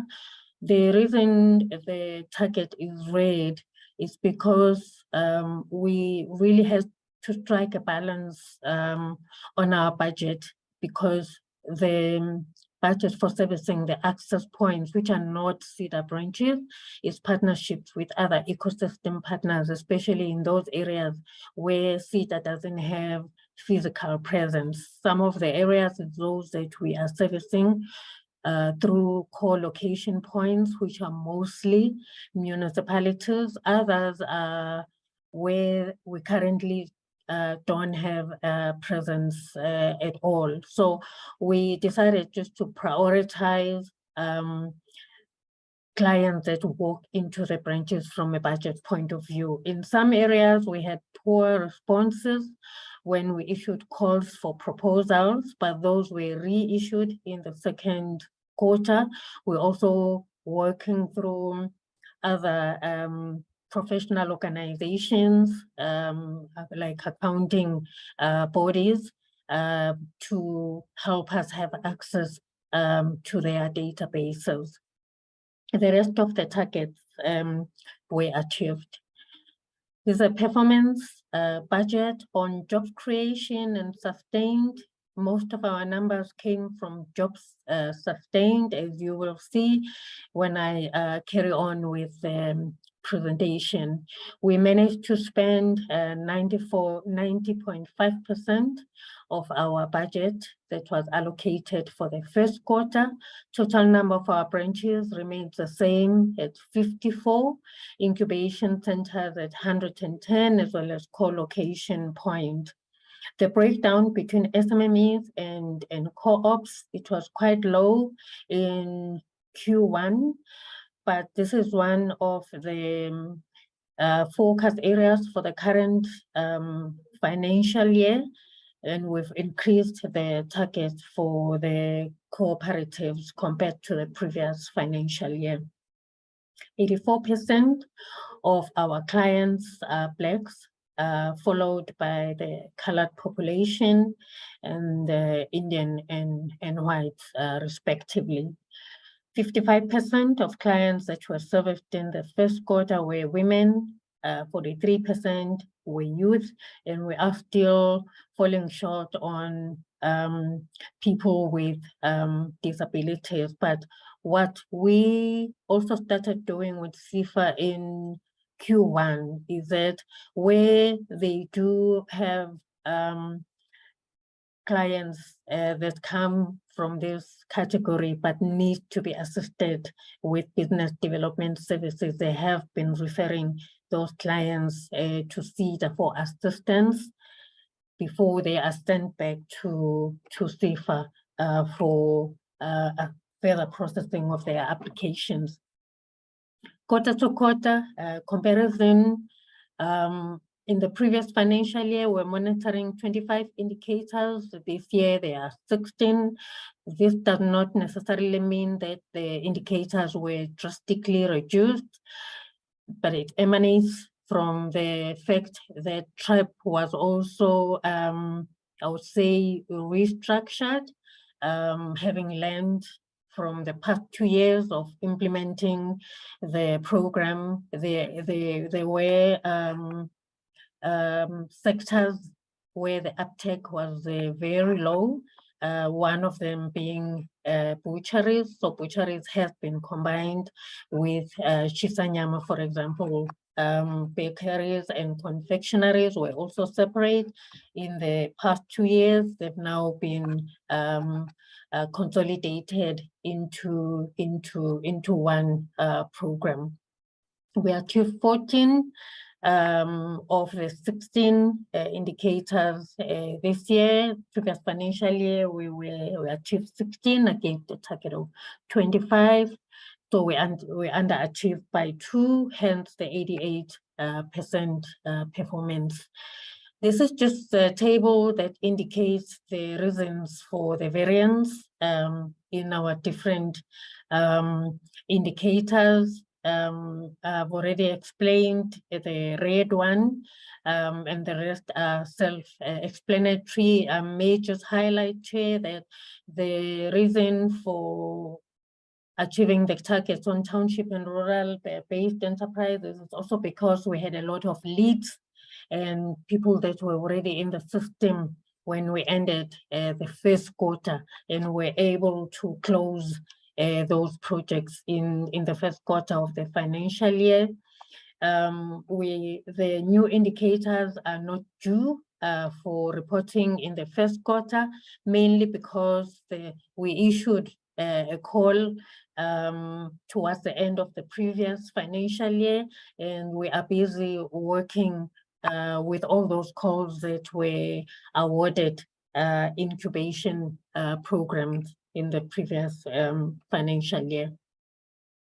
We've been working very hard also on access to local markets. We have very good enterprise and supplier development partnerships, which I'll come back to later on in the presentation. The pop-up market program has also been progressing very well, and I might as well mention, Chair, that one of the spin-offs of the pop-up markets program in the Free State, in Kwakwa in particular, has culminated into a partnership that we've established with the district, local municipality, Department of Economic Development, as well as the Free State Development Corporation, wherein we are establishing a pop-up shop in one of the malls. And this is one of the flagship projects in the province because it brings together all the partners within the DDM context. So this is a 12-month pilot. If it does work well, we'll be able to roll out more of such projects in other parts of the country as well. On international markets, it's because of the different trade shows that were conducted. Also, we achieved the number of clients that were enrolled into the incubation program. There was also quite a lot of demand for productivity interventions. On technology transfer assistance program, that is also one of the programs that have quite a process, because we issue a call, then it goes through a detailed adjudication process. So we overachieved on this program in Q1 because of work that was in the pipeline, on calls that were issued in Q4, and the adjudication process that took place just before the end of the financial year. We were able to finalize all the procurement that was outstanding. On the number of jobs is one of the targets that we didn't achieve in Q1. This is also related to the macroeconomic environment that we are operating in. This also is aligned to, I think, both Stats SA, Labor Force Survey, as well as the Bureau of Economic Research, SMME update that they issued in Q1, that in as much as the number of SMMEs generally increased, but the number of jobs that they have created hasn't necessarily gone up. We sustained, or rather we assisted through our interventions. Most of the SMMEs did sustain the jobs that they've already created. There was a lot of demand also for training as well as for mentorship and coaching. There are no negative variances on this page, so I'm going to move to the next one. Our structure had 713 employees. At the end of June, we had 664 the positions that were filled and a vacancy rate of 7%. I would like to mention that even though 7% looks low, we have a very high staff turnover for the reasons that my colleague from CIFA has already mentioned. There's a lot of uncertainty that comes with the merger. We are currently employing on 2-year contracts, so people don't settle in the organization. They come in on these 2-year contracts. Not even 3 months down the line, they start looking for other positions that become available. So we are able to fill in the positions quickly, but the turnover is very high. People move a lot around the organization, and this affects our also institutional knowledge, especially at business advisor level, because it takes a lot of time to train business advisors, accredit them on the tools that we use to diagnose the needs of the clients and to monitor clients' performance. So when a person is almost ready to apply the tools competently, they leave the organization, or better still, they move to another province so that they extend the duration of a contract. So this is one of the biggest challenges that we're currently dealing with. So at this point, with your permission, Chair, I'm going to request our acting CFO to present the financial part of the report.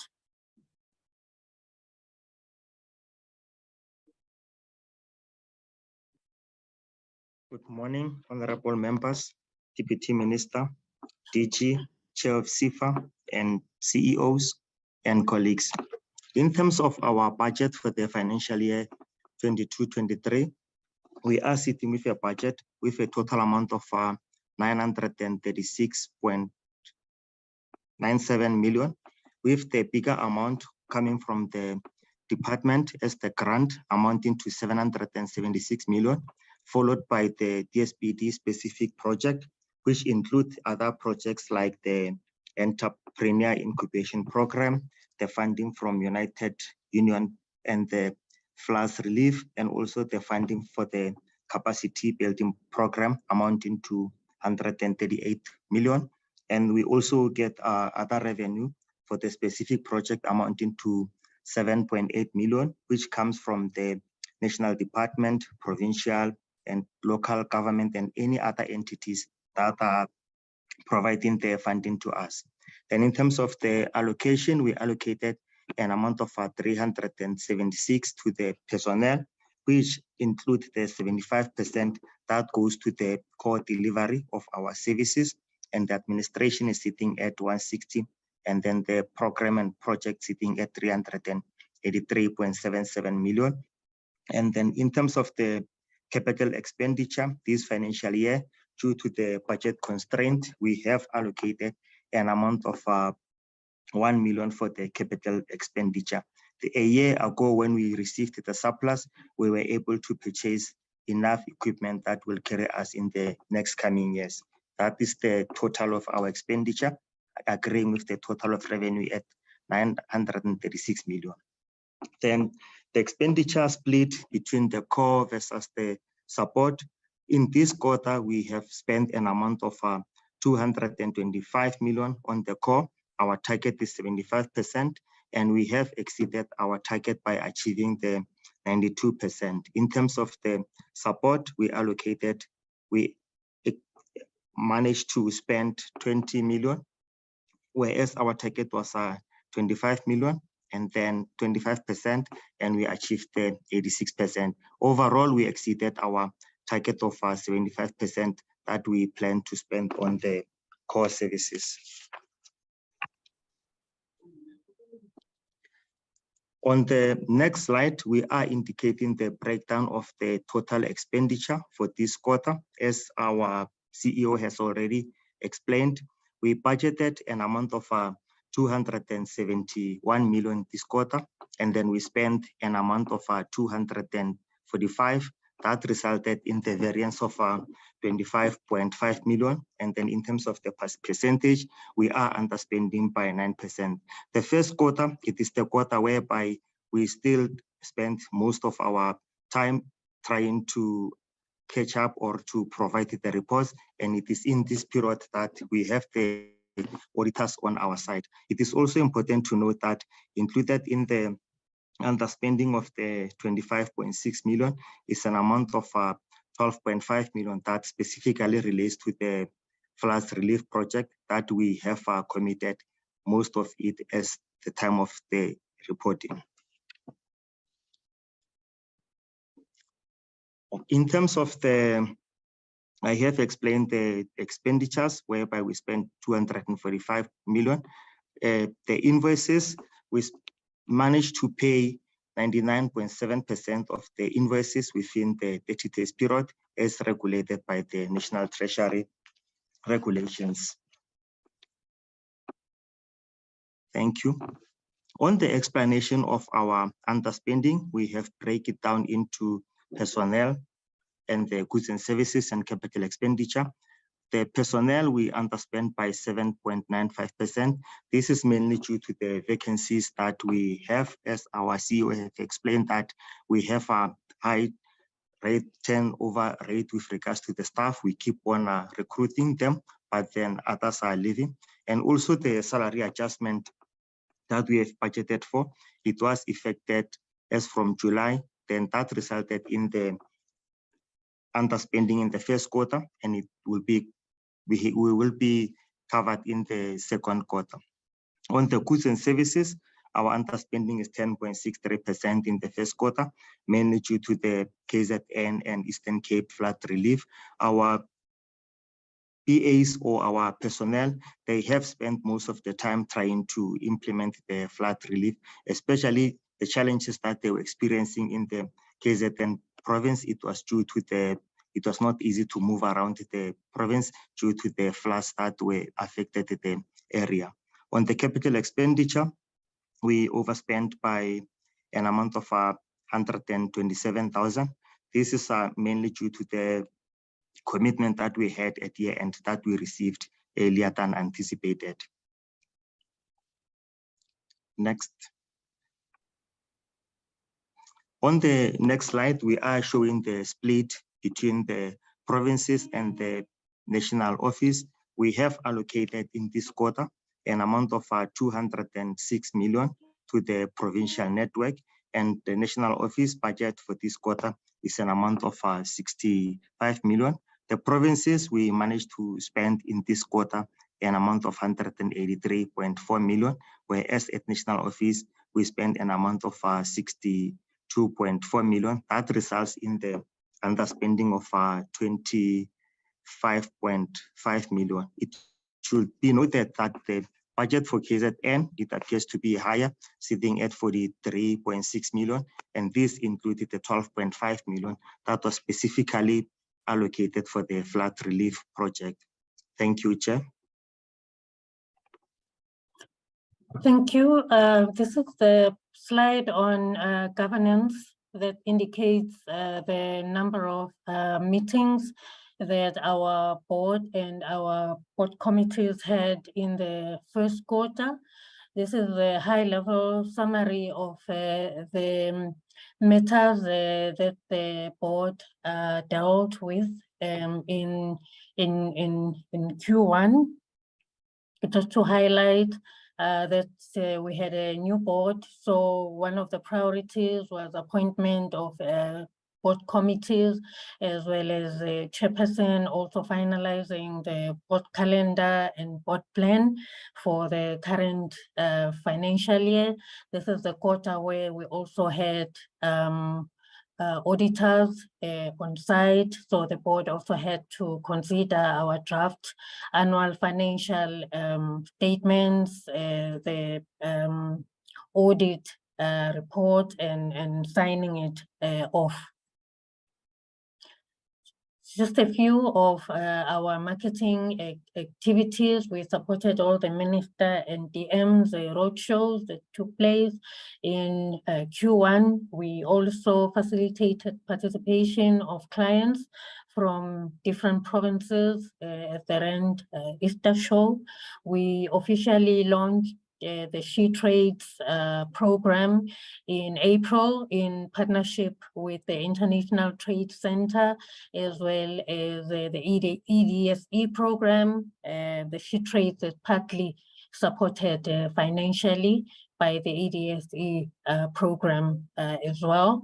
We have a total currently of over 2,500 women-owned businesses that are registered on the She Trades portal, and we're currently conducting an export readiness assessments on 1,700 of those registered businesses, because some of them, they don't come through our branches, so there's gap in the information that they provide on the profile that we are supposed to use to determine the type of relevant interventions that are supposed to be taken through. So the export readiness assessment is meant to achieve that purpose, so that we know how many of them still need to be taken through the development process, and which of them are ready to access the international market.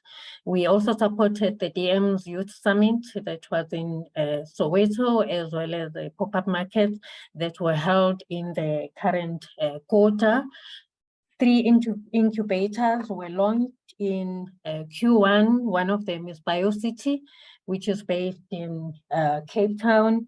The second one is a Center for Entrepreneurship and Rapid Incubation, which is based at the Walter Sisulu University.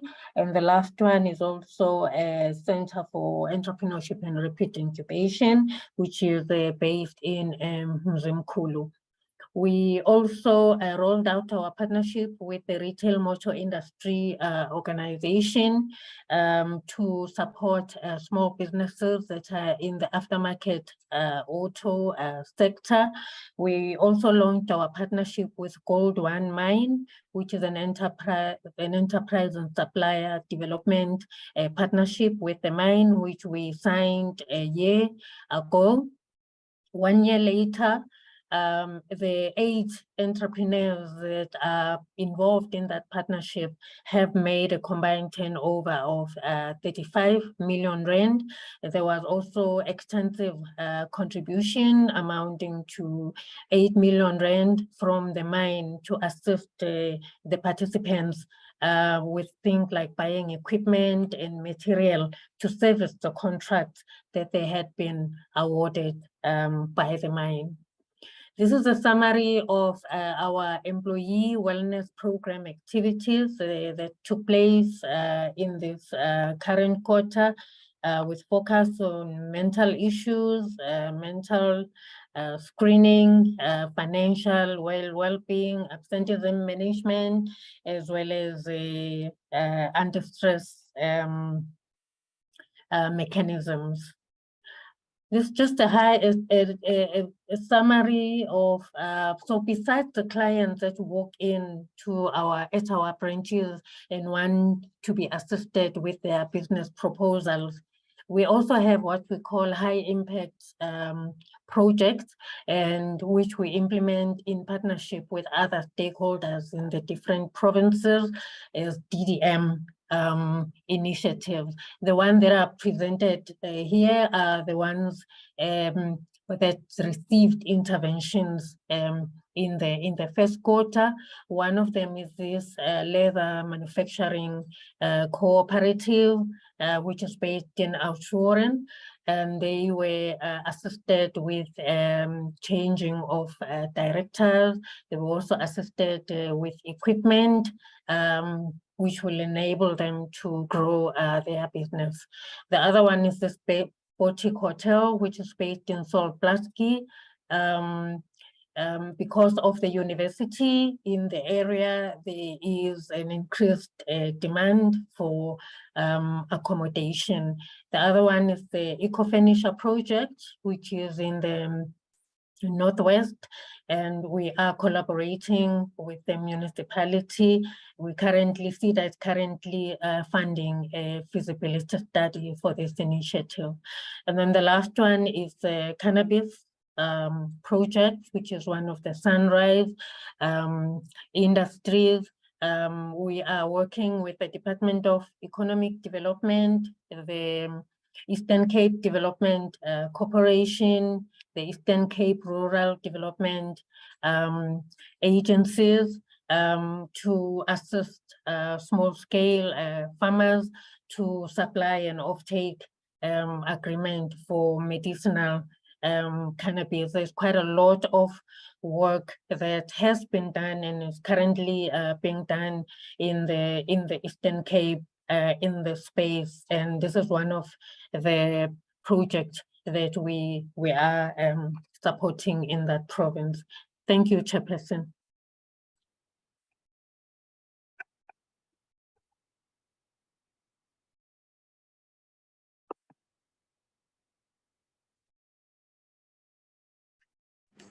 Thank you very much, Ms. Majola, for that very comprehensive report. Members, there you have it. It's been 3 long, detailed, comprehensive reports. We did get some research analysis on the presentation, so I'm going to allow members just to ask questions, inputs, comments. I'm going to ask that members raise all their questions for both the department, for both CEDA and for C4All at one go. And I'm going to ask the officials, please take notes on all of the questions so that we can have one round of questions as comprehensive as possible and one round of responses as comprehensive as possible. So let me invite hands, members. We'll start with Honorable Lubengo. I've noted you first. Honorable April, I've noted you second. Let me see if there's any other.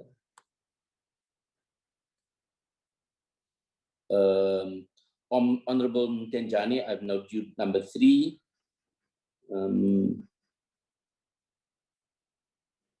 Any other?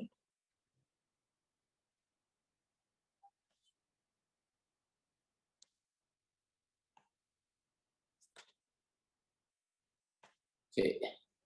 So for now, those are the 3 hands. Mr. Kunene, you will help me with other hands. So Honorable Lubengo, you can proceed.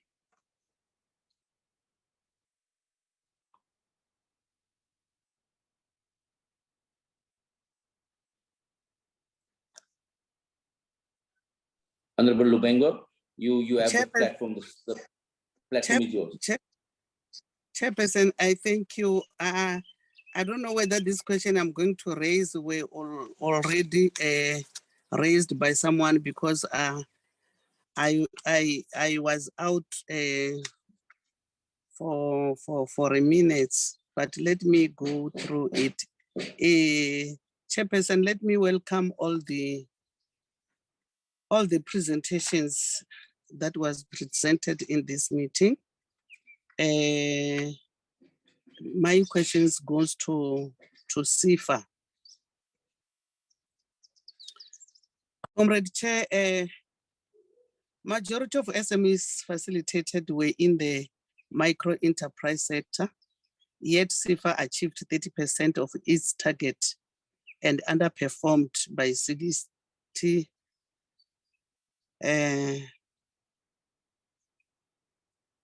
60% on disbursement in the wholesales microfinance program. Could SIFA elaborate on the reasons for the significant underperformance in disbursements in the microfinance program?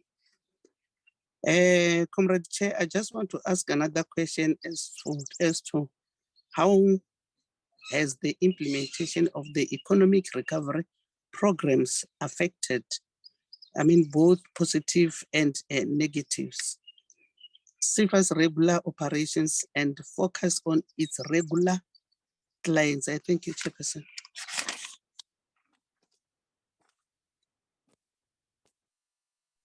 Thank you, Honorable Lubengo. Honorable April. Thank you very much, Chairperson. I would like to also say that it is difficult to do these meetings online, as one keep on going in and out with the electricity and all of that. But I want to take this opportunity to first welcome the presentations that has been given by the departments, and I'm going to shoot straight away with my questions so that I don't get kicked out again. So my first question is, could SIFA please elaborate to us, how does SIFA determine which deals are viable and which deals are not viable? Since we are in the business of empowering and assisting the African child, how do we make a determination with regards to the viability of businesses? Is it basically just a bank exercise? Is SIFA acting just as a state entity type of bank thing, or how do they determine the viability? That is my first question. The second question is, the disbursements are usually less than the approvals. However, in the first quarter of the current financial year, the disbursements exceeded the target and were more than the loan approvals. How did SIFA do differently to achieve this result in the disbursements? Very important one for me, because when we're looking at the numbers, Chairperson, we are finding that I just need to get the correlation of how exactly they got about to do this. My next question is, SIFA's operations have been impacted by COVID-19 pandemic, as the whole country has been, and the whole world has been affected. The unrest and the floods in KwaZulu-Natal and the Eastern Cape. I want to know, what is SIFA's strategy for balancing a quick response and resilience to disasters that are affecting SMMEs and cooperatives without neglecting to provide services to other clients that SIFA may have? We are a state entity, or the department's a state entity, but we don't expect SIFA to operate like the normal banks. And we really want to know, is there things that we've got in place in order to answer these things? Chairperson, I want to go further and ask, the department should please explain to us, in supporting 500 women-owned businesses to register on the international platforms, what steps has the department taken to ensure that it makes up for the missed target? Can the DSBD, the Department of Small Business Development, brief the committee on the business amendment bill, number one, the content, number two, the outcome of the public hearings, and lastly, Chairperson, can the department brief the committee on the content of the concept document to enable so that members of this committee can also assist SMMEs and cooperatives in our different constituencies? I rest, Chairperson. Thank you very much.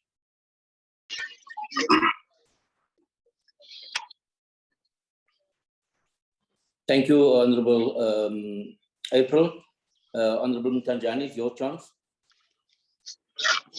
Well, thank you very much, Chairperson. I should like to take this opportunity to also join my colleagues and welcome this report, but also welcoming this report with a lot of disappointments, because it looks like yeah, we are now the same, like a broken record, repeating one thing forever and ever from January to December. Now, one of the reasons why some of us say that this department must be matched back to trade and industry where it come from. Because really, we can't have a department that is always underperforming. The report here keeps on telling us about underperformance all the time while our people are suffering there. We were just told, at least now today, we know now part of the reason why this department is always underperforming. We were told now by CIFA here, by CEDA, that one of the problems that they have as CEDA is because their staff keep on changing from one place to another, from one province to the next. Because that then tells you, Chairperson, that these staff, the only thing that they're interested in is their stomach. They don't care at all to help our people, our small businesses, because all they care about is just for them to get salary. Maybe this department must start a certain method that if it underperforms, then the staff also must underperform in their salaries. They must not get their salaries. At least they get half so that they can then start to be serious. Because you can see here that we are having people who are just interested on themselves. That's why they keep on moving, looking for greener pastures instead of helping our people who are suffering on the ground. And also one other thing, Chairperson, this issue of underfunding our women, it's also a thorn in the flesh, because if you will see, our women are those who are at the receiving end in our country. There's no job at all, and then our women are suffering now. Instead of them being funded, we are being told every day that they fail to fund a certain number which a certain target which they gave themselves, that we're gonna fund so much women during this time, but they didn't do it. Also with our youth are not being funded by this department, nothing whatsoever. Our youth and our people living with disability, we see them, we work with them, we go around there and find them. They tell us exactly how they are suffering. It's painful, Chairperson, very, very much painful. And then also another thing, Chairperson, I think I've got a suggestion here, my Honorable Chair. Why can't this department, instead of it doing roadshows that we don't even know it as portfolio committee members, why can't they take that money or that budget of the roadshow and they go to the radio stations, local radio stations especially, because those radios are being listened by our people in the rural areas instead of these roadshows. Then a radio station will cover a lot of people at the same time than a roadshow which will cover few people in town, because this roadshow also, I understand that they are doing it in towns where our people can't even reach to go and listen to what they are telling them. So why can't they take these roadshows instead, cancel them, and take that money and at least invest it to the radio station, so that at least our people could listen and understand and know that there is a department which want to help them. There is CEDA, there is CIFA, then they can learn from there. And then lastly, Chairperson, I think also this department must go back to the drawing board and check there if they can at least change the criteria which they are using to borrow our people money. Because I can tell you where I'm sitting, Chairperson, that one of the problems that we have here, a lot of people does not qualify. They don't qualify to get funds here. So what is the reason then for us to have a department like this, which our people can't get help anyway? You go to their offices, the office of CEDA, you try to apply there, they tell you many stories, and then you go home empty-handed. It's back to square one. Especially now, I'm talking especially on our the so-called informal businesses. They are the one who are at the receiving end here, if you check, because they don't get funds at all. You go there, you apply, they want a lot of things that you can't have, part of which they want to know how much you have in the bank. How will you borrow money if you have money already in the bank? So such things, Chairperson, I don't think they are helping us or this department at all, Chairperson. Thank you very much, Chairperson.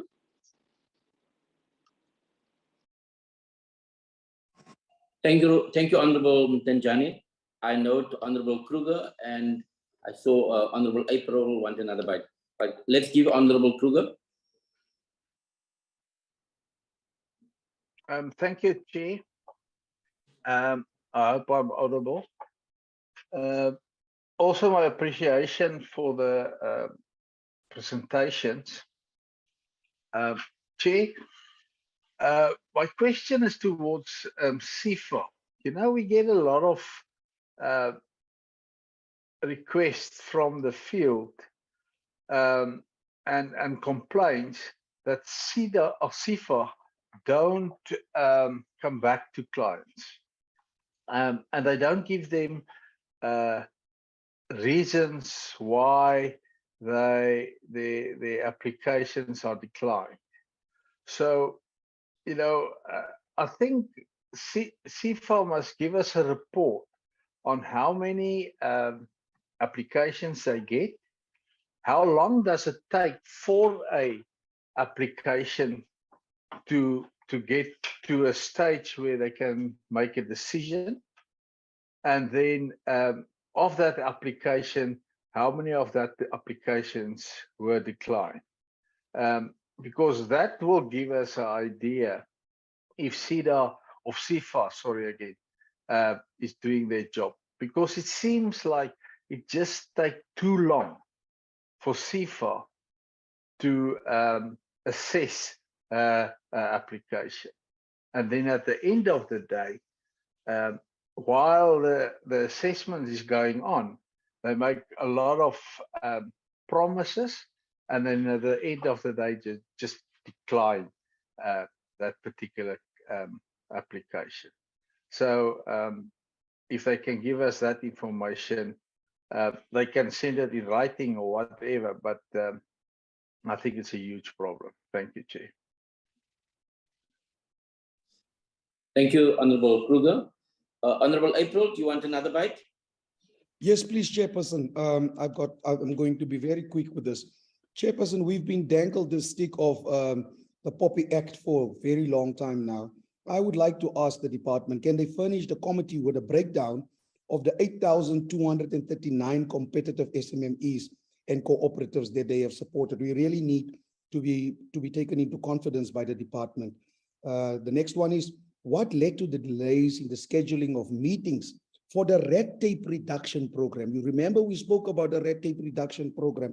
I want to know why didn't it happen? What is the reason for that? Before last, how does the department's under expenditure fare when only the operational budget is taken into account, Chair? It cannot be correct.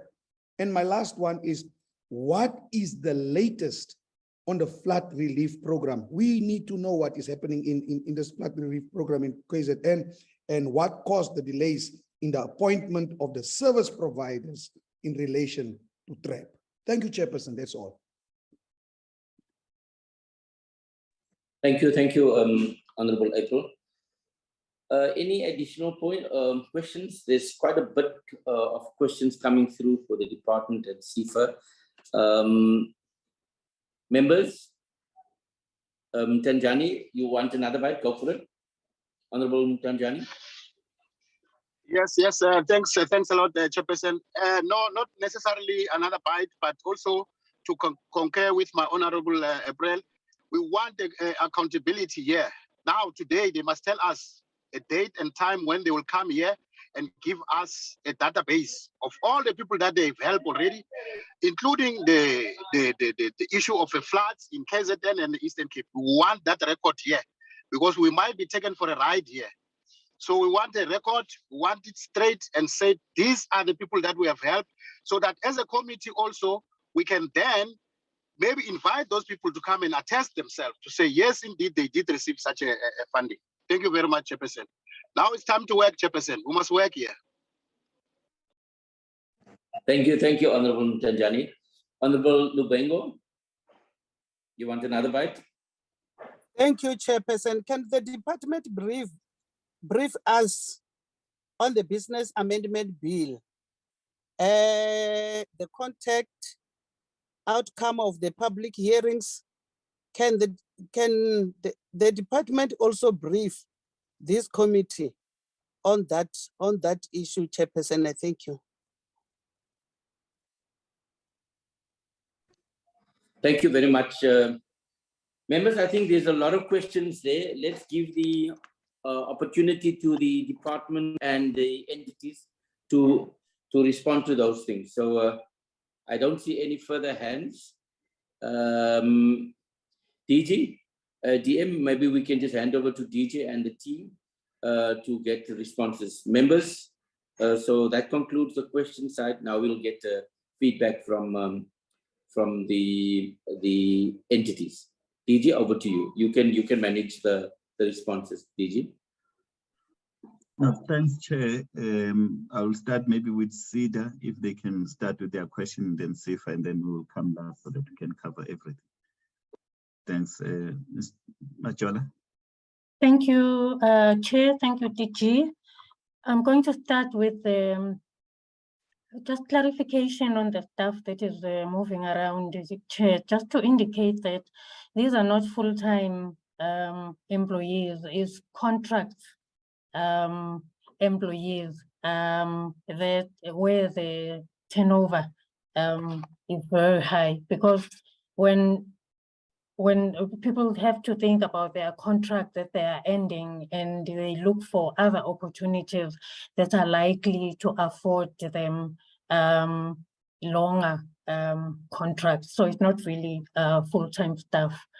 On the flood relief, Chair, to date, we have approved 140 applications, total value of 50.2 million rand, which means that the budget that was allocated for this program has been fully committed. Of that amount, 34.8 million rand KZN approvals, and 15.3 million rand is Eastern Cape approvals. So procurement is done in the provinces. Dominant sector, it's agriculture, followed by manufacturing, followed by the services sector. Then the others follow behind those. Procurement is well underway. To date, 139 purchase orders have been issued. 68 of those have already been paid, which means equipment or whatever needed to be procured for the applicant has been done. So this is a moving target. And also just to highlight that if we approved 149 applications and have issued 139 purchase orders, it doesn't mean we've issued purchase orders for all the approvals, because 140 talk to the number of applicants, but one applicant can apply maybe for 3 items. So we are making a lot of progress, Chairperson. Thank you.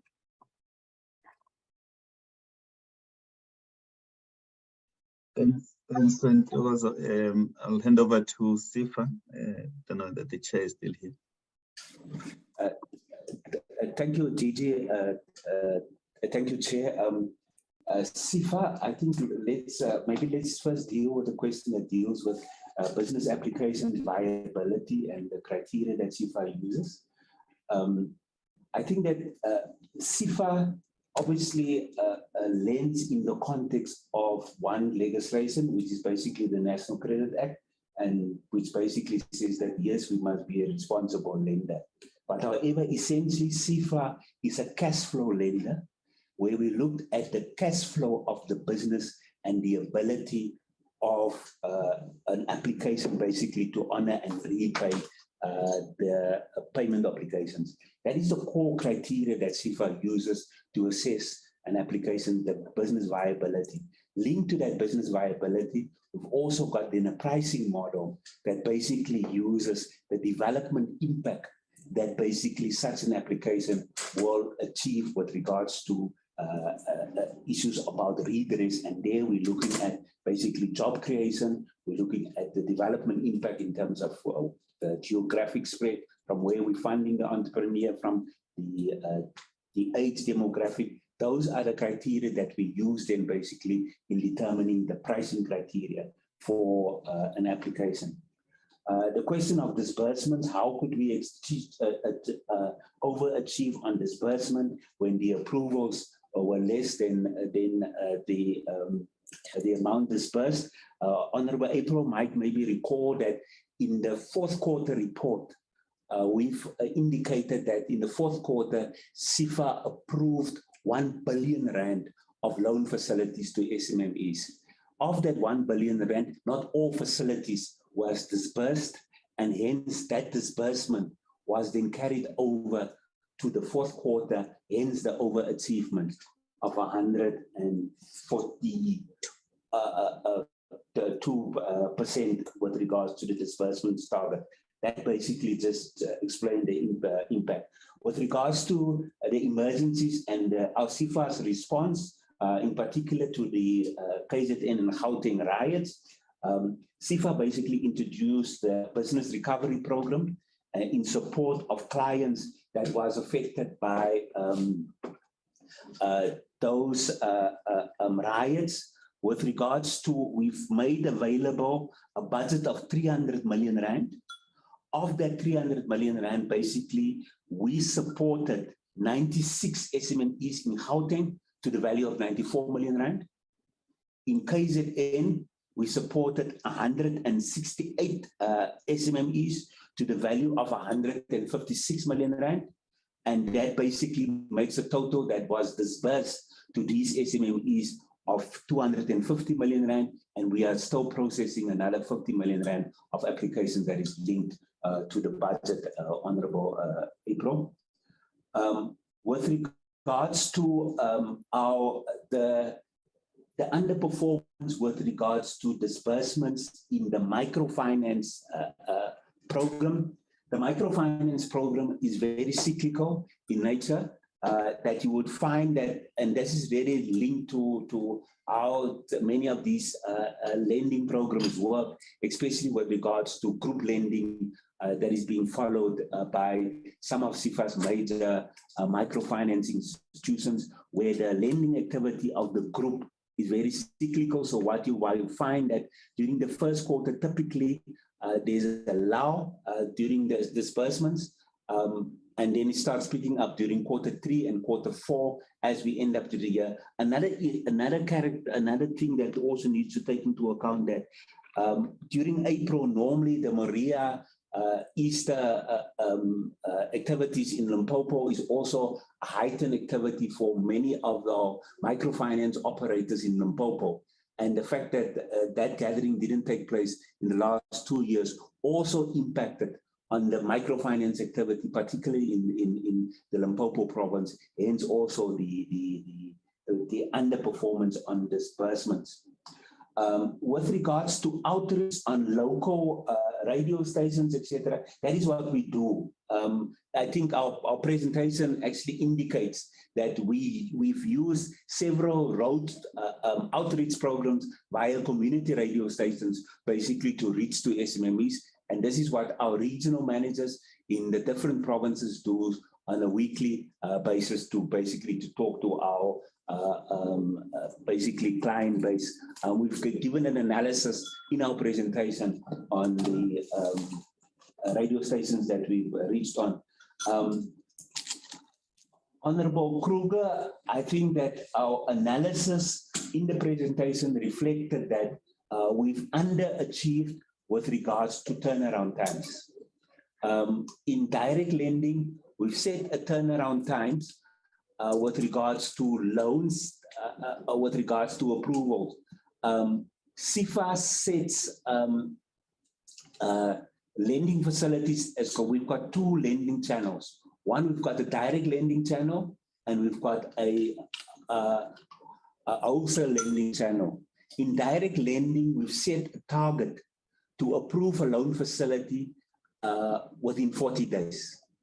For this particular quarter, we've achieved a target of 53 days, which was basically says that we've underachieved that target with 13 days in terms of approval rate.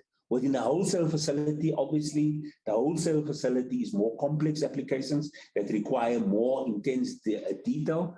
And there we've underachieved. The target was set at 55 days from application to approval. And there basically we've achieved 70 days as a target, which is basically was 79% of the approvals targets.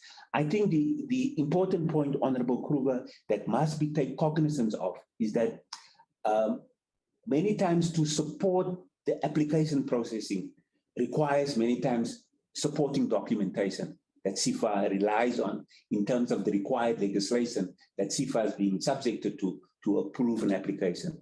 Many times there's a waiting period that SIFA waits for applicants to receive that documentation basically to complete its own due diligence. However, to improve our application process, SIFA has now introduced the loan origination system. The loan origination system basically is an online portal which automate basically the SIFA application process in terms of the different steps and actually takes the entrepreneur through different phases of the application process, as well as at the end of the application process, there's basically a document checklist that is being required. Once the entrepreneur has completed the complete application, the entrepreneur gets an application number that basically can be tracked with regards to the processing of his or her application within SIFA. But however, we are happy to make a report available to the committee with regards to the applications received, the amount of time the detail of the amount of time that it took to approve those applications, and where we've declined an application, we will also be able to provide the necessary reasons of why that application was given. On the flood relief, as I was stated earlier on, or the business recovery program that SIFA was engaged in, I've provided the detail with regards to the clients that we've supported. The one thing that I must also maybe make the committee aware is that SIFA's funding activities actually gets audited in detail by the SIFA's external auditors as part of our performance audit report that gets submitted as part of the requirements in terms of the Public Finance Management Act. I thank you, DG. Thank you very much. Thanks, Alroy. I'll then ask, maybe start with Mr. Ndomo, if you can respond to the questions relating to the branch. Thank you very much, DG, and also greetings to the Deputy Minister and greetings to the honorable members. I will address through you, Chair, two questions that were asked. The first one is the issue of the Business Amendment Bill, where it is and where when do we intend bringing it also, I think, to Parliament. I think that is the issue. We have, after we have received this Business Amendment Act from the Department of Trade and Industry, which is something that was done really in 2020, where through the proclamation of the President, the bill was then given to the Department of Small Business. We have gone on a phase, various phase, Chairperson, to engage provinces and municipalities on the bill as it was received from the Department of Trade and Industry.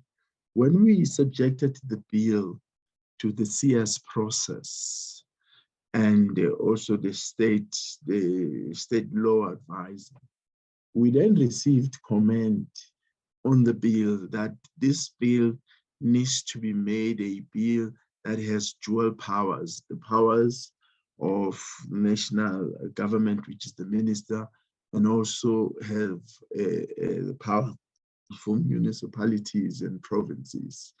So initially, DTI had drafted the bill as a bill that has the sole jurisdiction of the Minister of the Trade and Industry, then it meant that we need to go back to the drawing board and restructure the bill to reflect those duality of powers. And that is what we have done, members of parliament. And therefore, we've now formulated the bill after we've received the input from CS and also the law state advisor.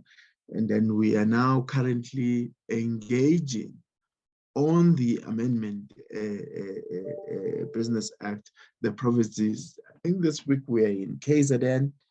We are engaging with the provincial, the province of KZN, to the Department of Economic Development and all the stakeholders in KZN and the municipalities there, engaging them on the bill, and so that we can receive the input. We want to go to all the 9 provinces. And once we have completed the 9 provinces, then we are going to be able to therefore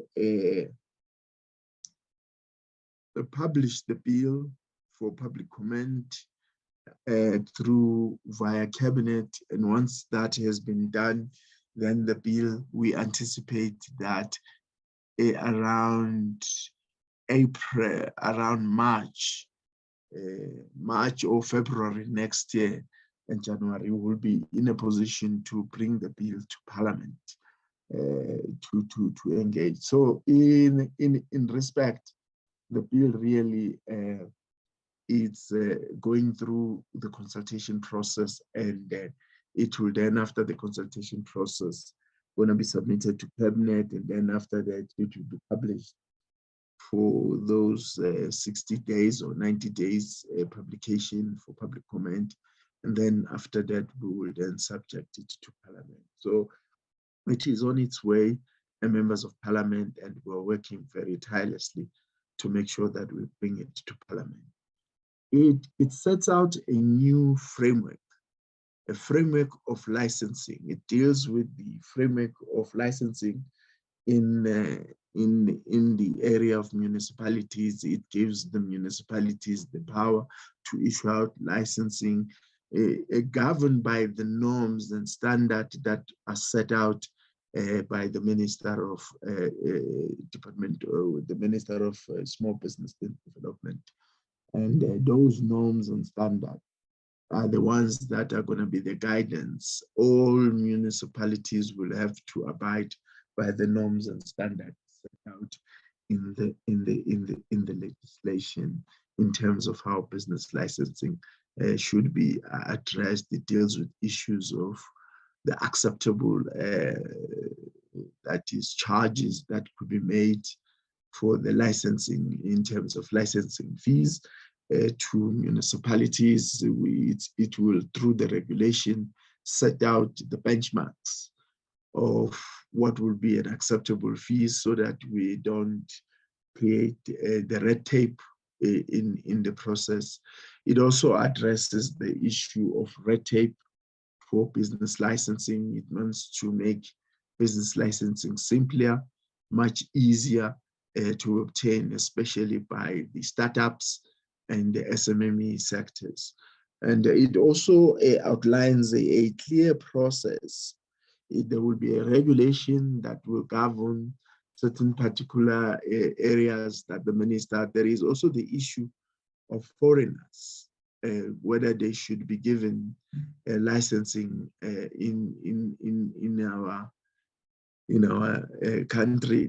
It deals with the undesirable sectors where certain that will be stipulated by the minister in the regulation of which are those undesirable sectors in protecting the informal economy in particular, where foreigners should not be able to participate in and be provided licensing.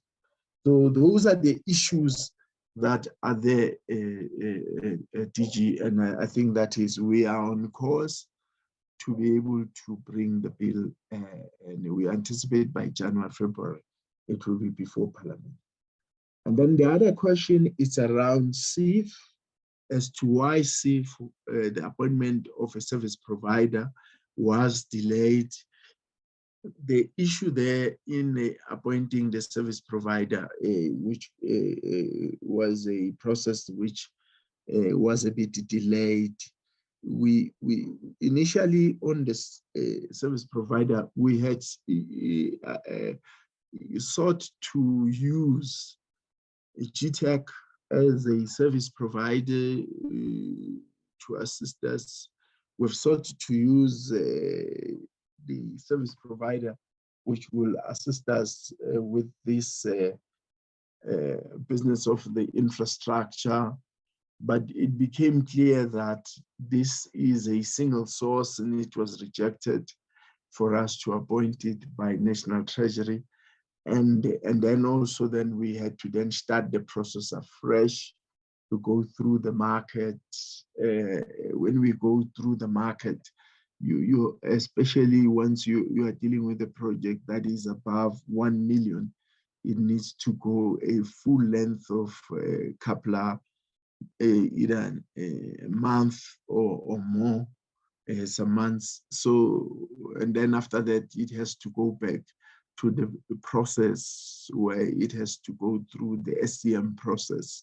And then we try to appoint the service provider.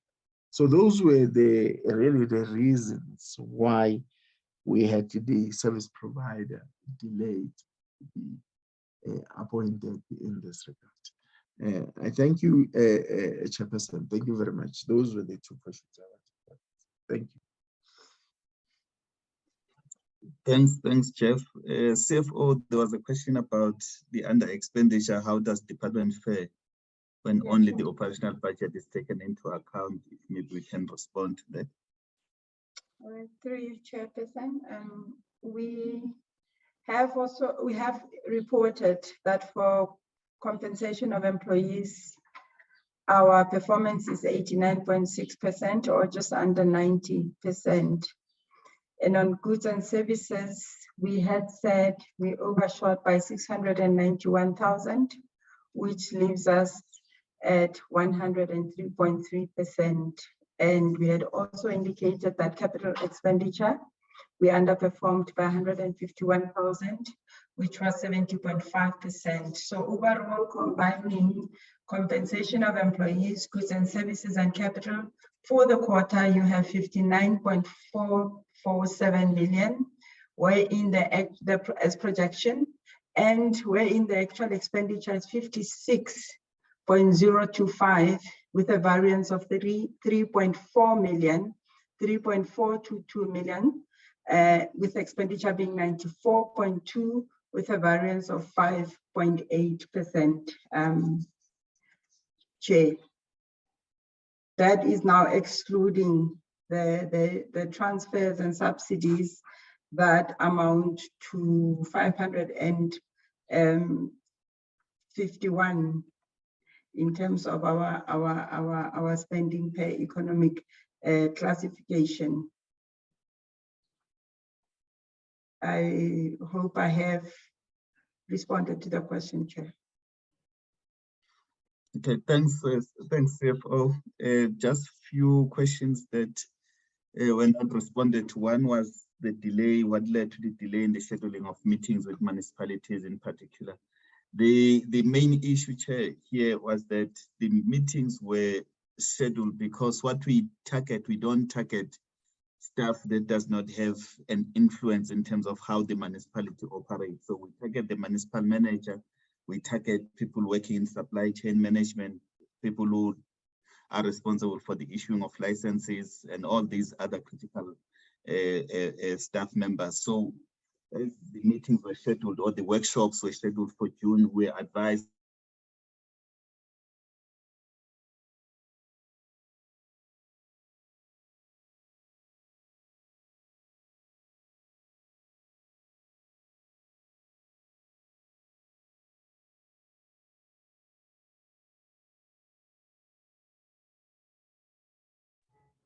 DG, I'm not sure it's me, but I can't hear you. Me Also, too. I can't hear the DG, sir.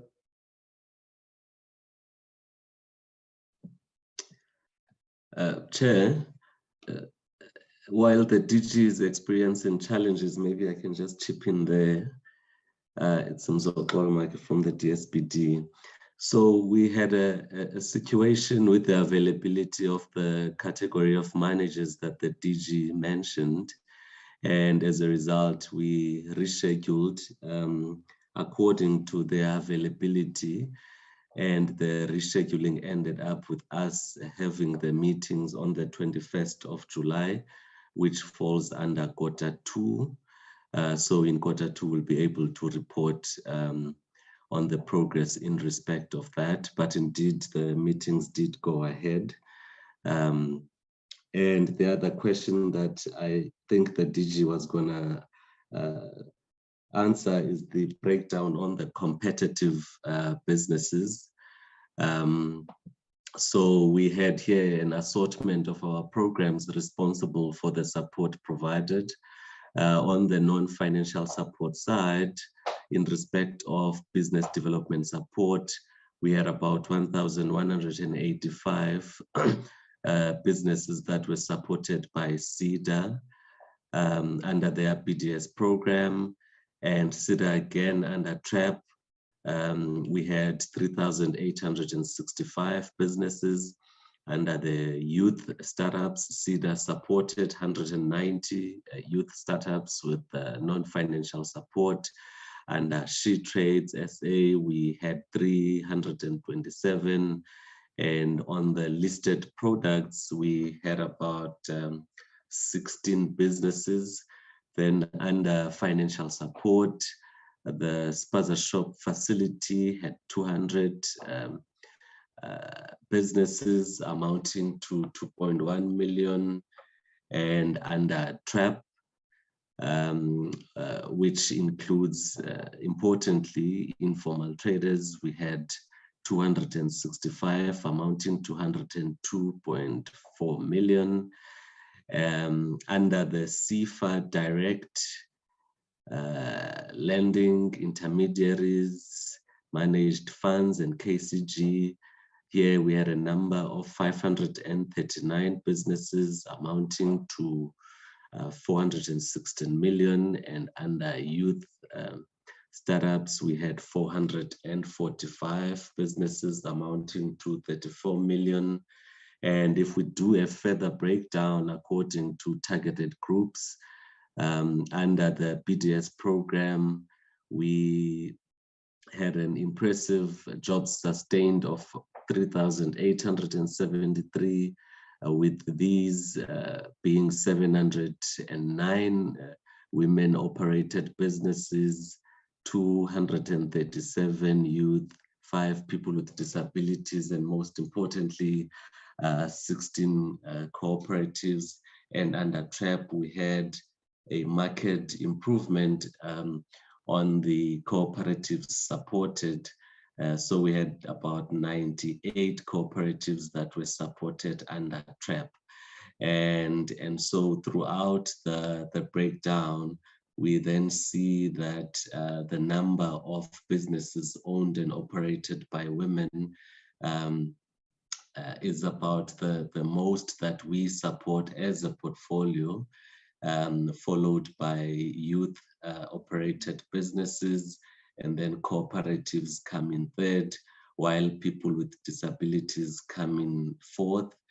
And I'm sure the DG and the colleagues have talked previously about the struggle that we face in terms of recruiting and supporting businesses that are owned and operated by persons or people living with disability.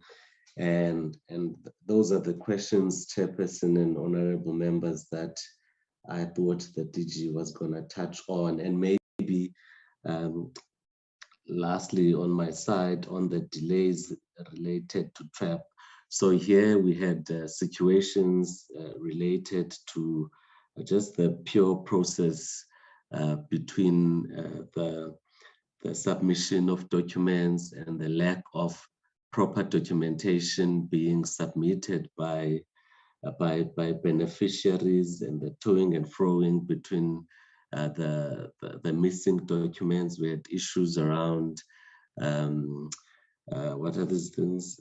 Quotations and other compliance documents that caused the delays in terms of the processing of applications. And we must also mention some of the issues that were broached sharply by CIFA. The colleagues at CIFA know this better than I do, and maybe will add or correct. So one of the issues that we face is that just the sheer amount of applications that are received and versus the number of available personnel to process those applications, there's a serious misalignment there, with the latter being lacking a bit, which causes the delays. And so we are trying then as a portfolio to see how we can ameliorate the situation so that the numbers of personnel available to consider the applications and process is at least commensurate to the number of applications that we receive as a portfolio. Okay, so I will leave it there. So maybe in the absence of the DG, if he's still not back, maybe Ndokozo can have a say on the issues related to the businesses affected by the floods. Thank you, Chair. No, thanks. Sorry, thanks. So I thought Ndokozo had covered that one. Apologies, Yes. Chair. I was sorry, cut. sorry. I think those you did present in terms of the progress. Yes. Yes, DG. I think did. DG, if there's any last comments, I think Mr. Maki did ably cover for you. If there's nothing else, I see another hand, another member, Kruger, Honorable Kruger and Honorable Mtenjani. I wanted to wrap up on this matters, members. So DG is now responded to our questions. Let me just give the two of you final input. So first, Honorable Kruger, and then Honorable Mtenjani. I want to wrap up on this. Honorable Kruger. Thank you, Chair. Yes, I actually forgot to ask CEDA. They mentioned that most of their help to small business is in the agriculture sector. And I want to ask them, what is their strategy to avoid double dipping? And we're all familiar with the term double dipping, and we know it's happening a lot for many, many years. And I just want to know, what is their strategy to avoid double dipping? Thank you. Chair. Okay, good question. Honorable Mtenjani. Well, thank you very much once again, Chairperson. One last one, Chairperson, which I think also is important. Chairperson, I want to check with the department here that now that we are all aware, the whole country is aware that there is a new pandemic called load shedding. And if you check, Chairperson, our small businesses, most of them, they rely on electricity or energy to run their businesses. Now, I want to check with the department there, is there any way where they can extend their hand, at least, and meet these small businesses halfway, but in a form of moratorium or suspension of their payment? Remember, some of them have loaned the money that they need to pay back. But now it's difficult because of this load shedding. If you will check half a day, the whole day, or half a day, people are not working. So I want to check with the departments on that one, Chairperson. Thank you. Okay. DG, just quick. Oh, yes, another hand. Honorable Lubengo. Chair. Members, let's not be triggered by other members. I want to wrap up on this one. So any other members, that is your final call. I'm giving Lubengo. Honorable Lubengo, you the final person. Chairperson,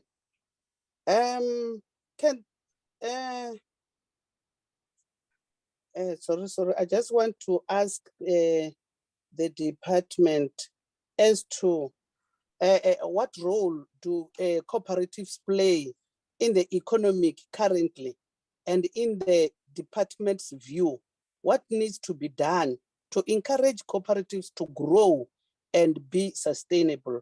Thank you, Chairperson. Thank you. Thank you. Also a very good question. DG, I'm just going to give you quickly just to answer quick responses to those three questions. DG? Thanks, Chair. I request also to respond to Honorable Kruger's one, and then Arroy will respond to the load shedding question, and then I'll take the last one. Thanks. Thank you, Okay. DG. Thank you, Chair. On the agriculture one, that is in relation to the flood relief. So what we do, as we carry on with the approvals, we share the database with the IDC as well as the Department of Agriculture, just to make sure that there are no duplications on our list. We picked one with the Department of Agriculture and we addressed the matter. We also picked one from the IDC list. So as we carry on approving clients, we share the information with the other organizations that are involved in the flood relief schemes. Thank you, Chairperson. Thanks, Alroy. Thank you, Chair. Thank you, DG. On the question of load shedding, as CIFA, we've done three things thus far. We are busy at the moment with a research study that basically look at where we've done some research survey to begins to ask the fundamental question about how does load shedding impact our funded clients. And we are concluding on that study, and I think we should be finished the analysis by the end of the month. The second intervention that we are doing is that as part of our funding facilities that we are now approving, in addition to our due diligence, also now look at to say that does our funded clients or our applicants have access to alternative sources of energy? And there we're looking at generators, photovoltaic, electricity, etc. And as part of our funding proposal now, we provide additional loan facilities to cater for to mitigate against potential impact of load shedding. As a third intervention, what CIFA does also for clients that is struggling as a result of load shedding and the inability to honor their loan repayments, we are also engaging in restructuring their payment facilities by providing them with extended period for payments, as well as payment holidays, where as part of our post-investment activity to support our funded clients that is struggling as a result of the impact of load shedding, Chair. Thank you very much, DG. Thank you very much, Chair. No, thanks, Alroy. On the last one, Chair, on the role of cooperatives, Chair, we do believe in that they have a very strong role to play, especially in promoting inclusive economic growth, so that those people, especially those who are based in rural areas, are able to participate in the economy. So co-ops, that's why we have never shied away from trying to intervene in the space. We've not been that successful. But what we've adopted now is the approach of ensuring that primary cooperatives are the ones that we focus on. There has been quite a lot of support at secondary and tertiary level, which really is not sustainable. So our focus now has turned to those that are at a primary level, the ones that are doing the actual work other than us supporting these supporting structures. So we do believe in that. We are in a process. Minister and DM, they have directed us to review the cooperative support. We've had some engagements when we're having the policy dialogue in Mpumalanga. There was a section that focused on cooperatives. So there are also engagements that are taking place with the co-ops sector in particular, so that we do assist them or find a better way of assisting them. We've entered into a partnership agreement with DGRV. They are assisting us in empowering cooperatives. CEDA is also playing a critical role in ensuring that they prepare them for financial support. So we do believe that they do have a critical role, and at an appropriate time, Chair will be able to brief the committee in terms of how we are going to support the cooperatives going forward. But there's quite a number of initiatives we're working on. I'm sure CIFA has presented here the PC that they're working at an aggregator model so that they do have access to markets and they do have support on the other side to make sure that they produce goods that are of good quality, which is acceptable to the market. Thank you, Chair.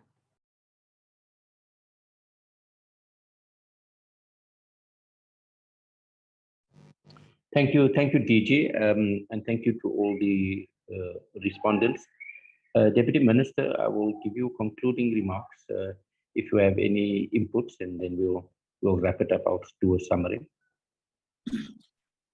Thank you very much, Honorable Chairperson and members. We wish to highlight our appreciation of the robustness of these sessions. We always have the portfolio committee assisting us. It is indeed very important to keep us on toes. DG agrees with me on that, and I'm sure our entity's leadership agree to that fact. We have noted all the questions and comments and concerns made by the honorable members. We will factor them in our plans moving forward. I promise, Chair, in future, there will be great improvement in our performance. And once again, Honorable Chairperson and members of the Portfolio Committee, I thank you very much for this work we are doing and we have done today. Thank you very much, Chair. Thanks. Thank you so much, Deputy Minister Tumo Dlamini. Yes, we are robust, but we also appreciate, and I think I want to talk on behalf of the team. We've asked some very critical questions, but we also show and want to appreciate your team, DM and DG. I think take a bow. There's room for improvement, but we are very pleased with the performance of the first quarter. So DG and both entities, CEDA and CIFA. Yes, there's some challenges, and yes, I want to highlight some of them, but overall, we are happy with the first quarter performance. There's areas of room for improvement. We note the capacity constraints. We need more hands on deck, and the demand always will be bigger than what we can supply. The need out there for small business help, I think we all appreciate, is very big. Our people need help, and so DG and DM and CEOs, you will always get a bit more pressure from us because we feel the heat, and our members on the ground from different political parties feel the heat. And we it's not that we don't show appreciation. We want to just get more improvement on the system. So with that, we want to thank you. I think the application process is still taking long. Mr. Dirks has raised the point of 53 days. We know that you must be due diligent, and we know that you need to do things fiduciary and with compliance in mind, but it's still a bit too long. And so hopefully we're going to push you to do applications quicker, give feedback quicker. We appreciate the automation that's happening. We appreciate the technology that's happening. DG, your team, I think it's Mr. Ndumo who's heading up your legislation and the act. He did give us feedback, written feedback, verbal feedback, but we will create an opportunity for our portfolio committee to get a written feedback. So if we can get that, what he said now also to all of us, we would appreciate that because we also want to initiate the process. We would want to get a sense of the bills and the acts and where we are. So maybe we would ask for a separate workshop to that point, but we note the progress, and we also note that Mr. Ndumo is now the point person there. I think DG, we also appreciate the new approach to cooperatives. I think that's a key thing. We want to scale up the township and rural entrepreneur program. I think that's a key thing. So we also appreciate the focus around that. I think members have noted the red tape reduction. We're still concerned about we're not yet out of the woods there, but I think we note the progress, and we want maybe more detailed report on that. I think the one thing that members have picked up is around, we actually want to get a profile of the 8,200 and some odd beneficiaries. And we note the Poppy Act and all of those things, but you know, we also want to celebrate the good news story. I've seen on CIFA on the Facebook where some members, I've actually listened to about 10 stories of CIFA beneficiaries on the CIFA Facebook page.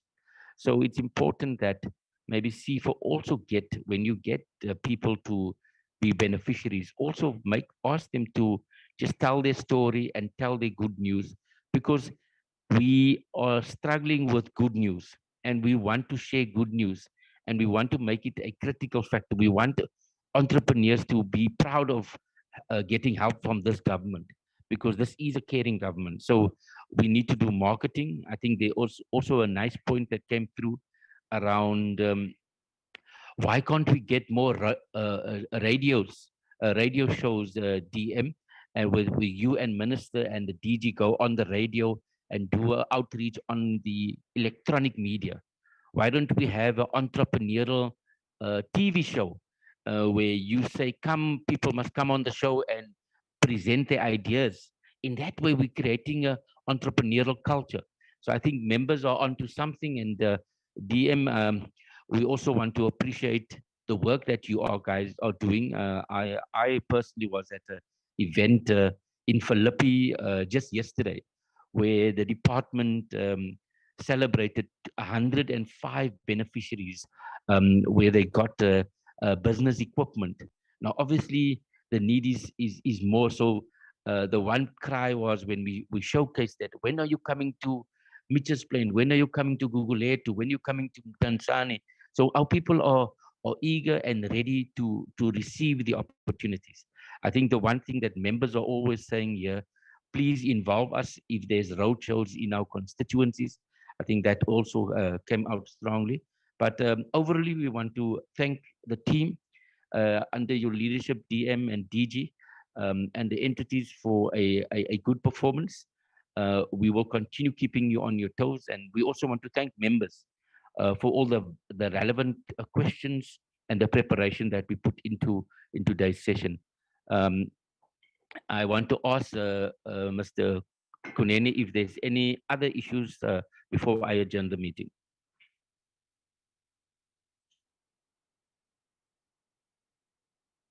Yes, Chairperson, thank you. We just have to consider the committee minutes of 14 September.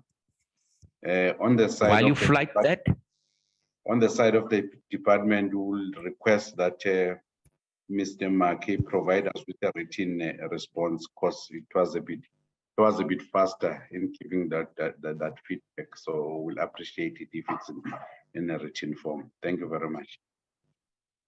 okay. I think what we'll do, we'll share all the questions to the DG, and then maybe on some of the issues we'll get written responses, DG, through your office.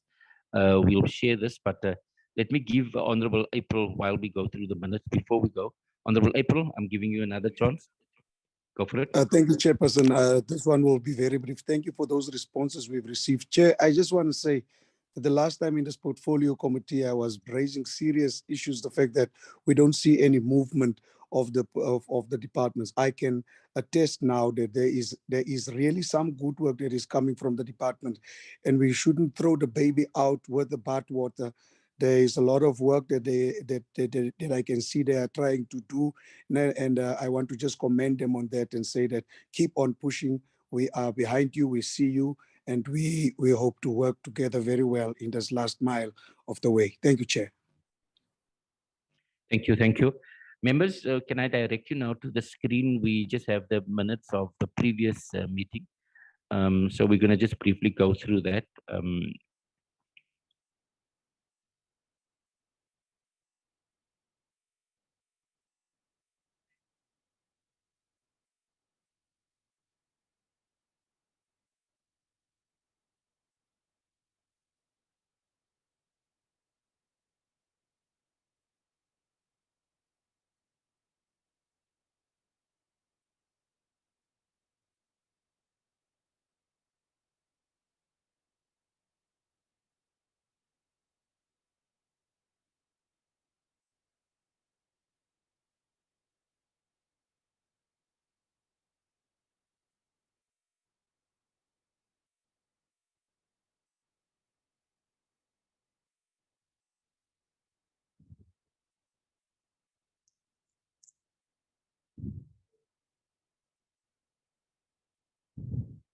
Okay, you can go up. You can go a bit faster, Mr. Kunene.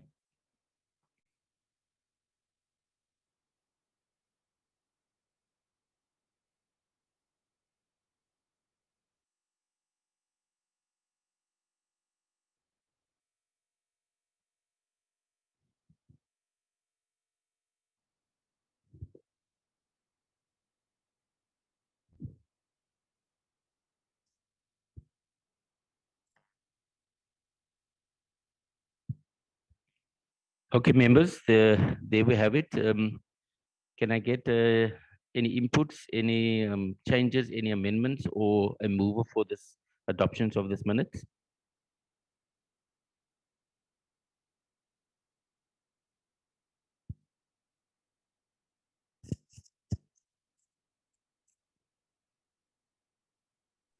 Chairperson, I move for the adoption of the minutes as it is. Thank you, Honorable April. Can I get a seconder? Seconded, Chair. I do second, Chair. Thank you, Honorable Tlomelang. Okay, members, with that, we will conclude the session and the meeting stand adjourned. Thank you very much, everybody. We'll see each other in the house. The meeting is closed. Thank you. Bye-bye. Bye. Thank you. Chairperson, Chairperson. Chairperson. Yes, yes. Hey, Chair. Why Recording can't they make you a stopped. speaker? Why can't they make you a chairperson in the house, Chair? A chairperson in the house, Chair? You are very good. You are honest and straight to the point, Chair. Let's make you a Thank you chairperson for on the the other feedback. side. If Yeah, they thank make you a you. Thank chairperson you. that side, they won't be bouncers. Sure. Sure.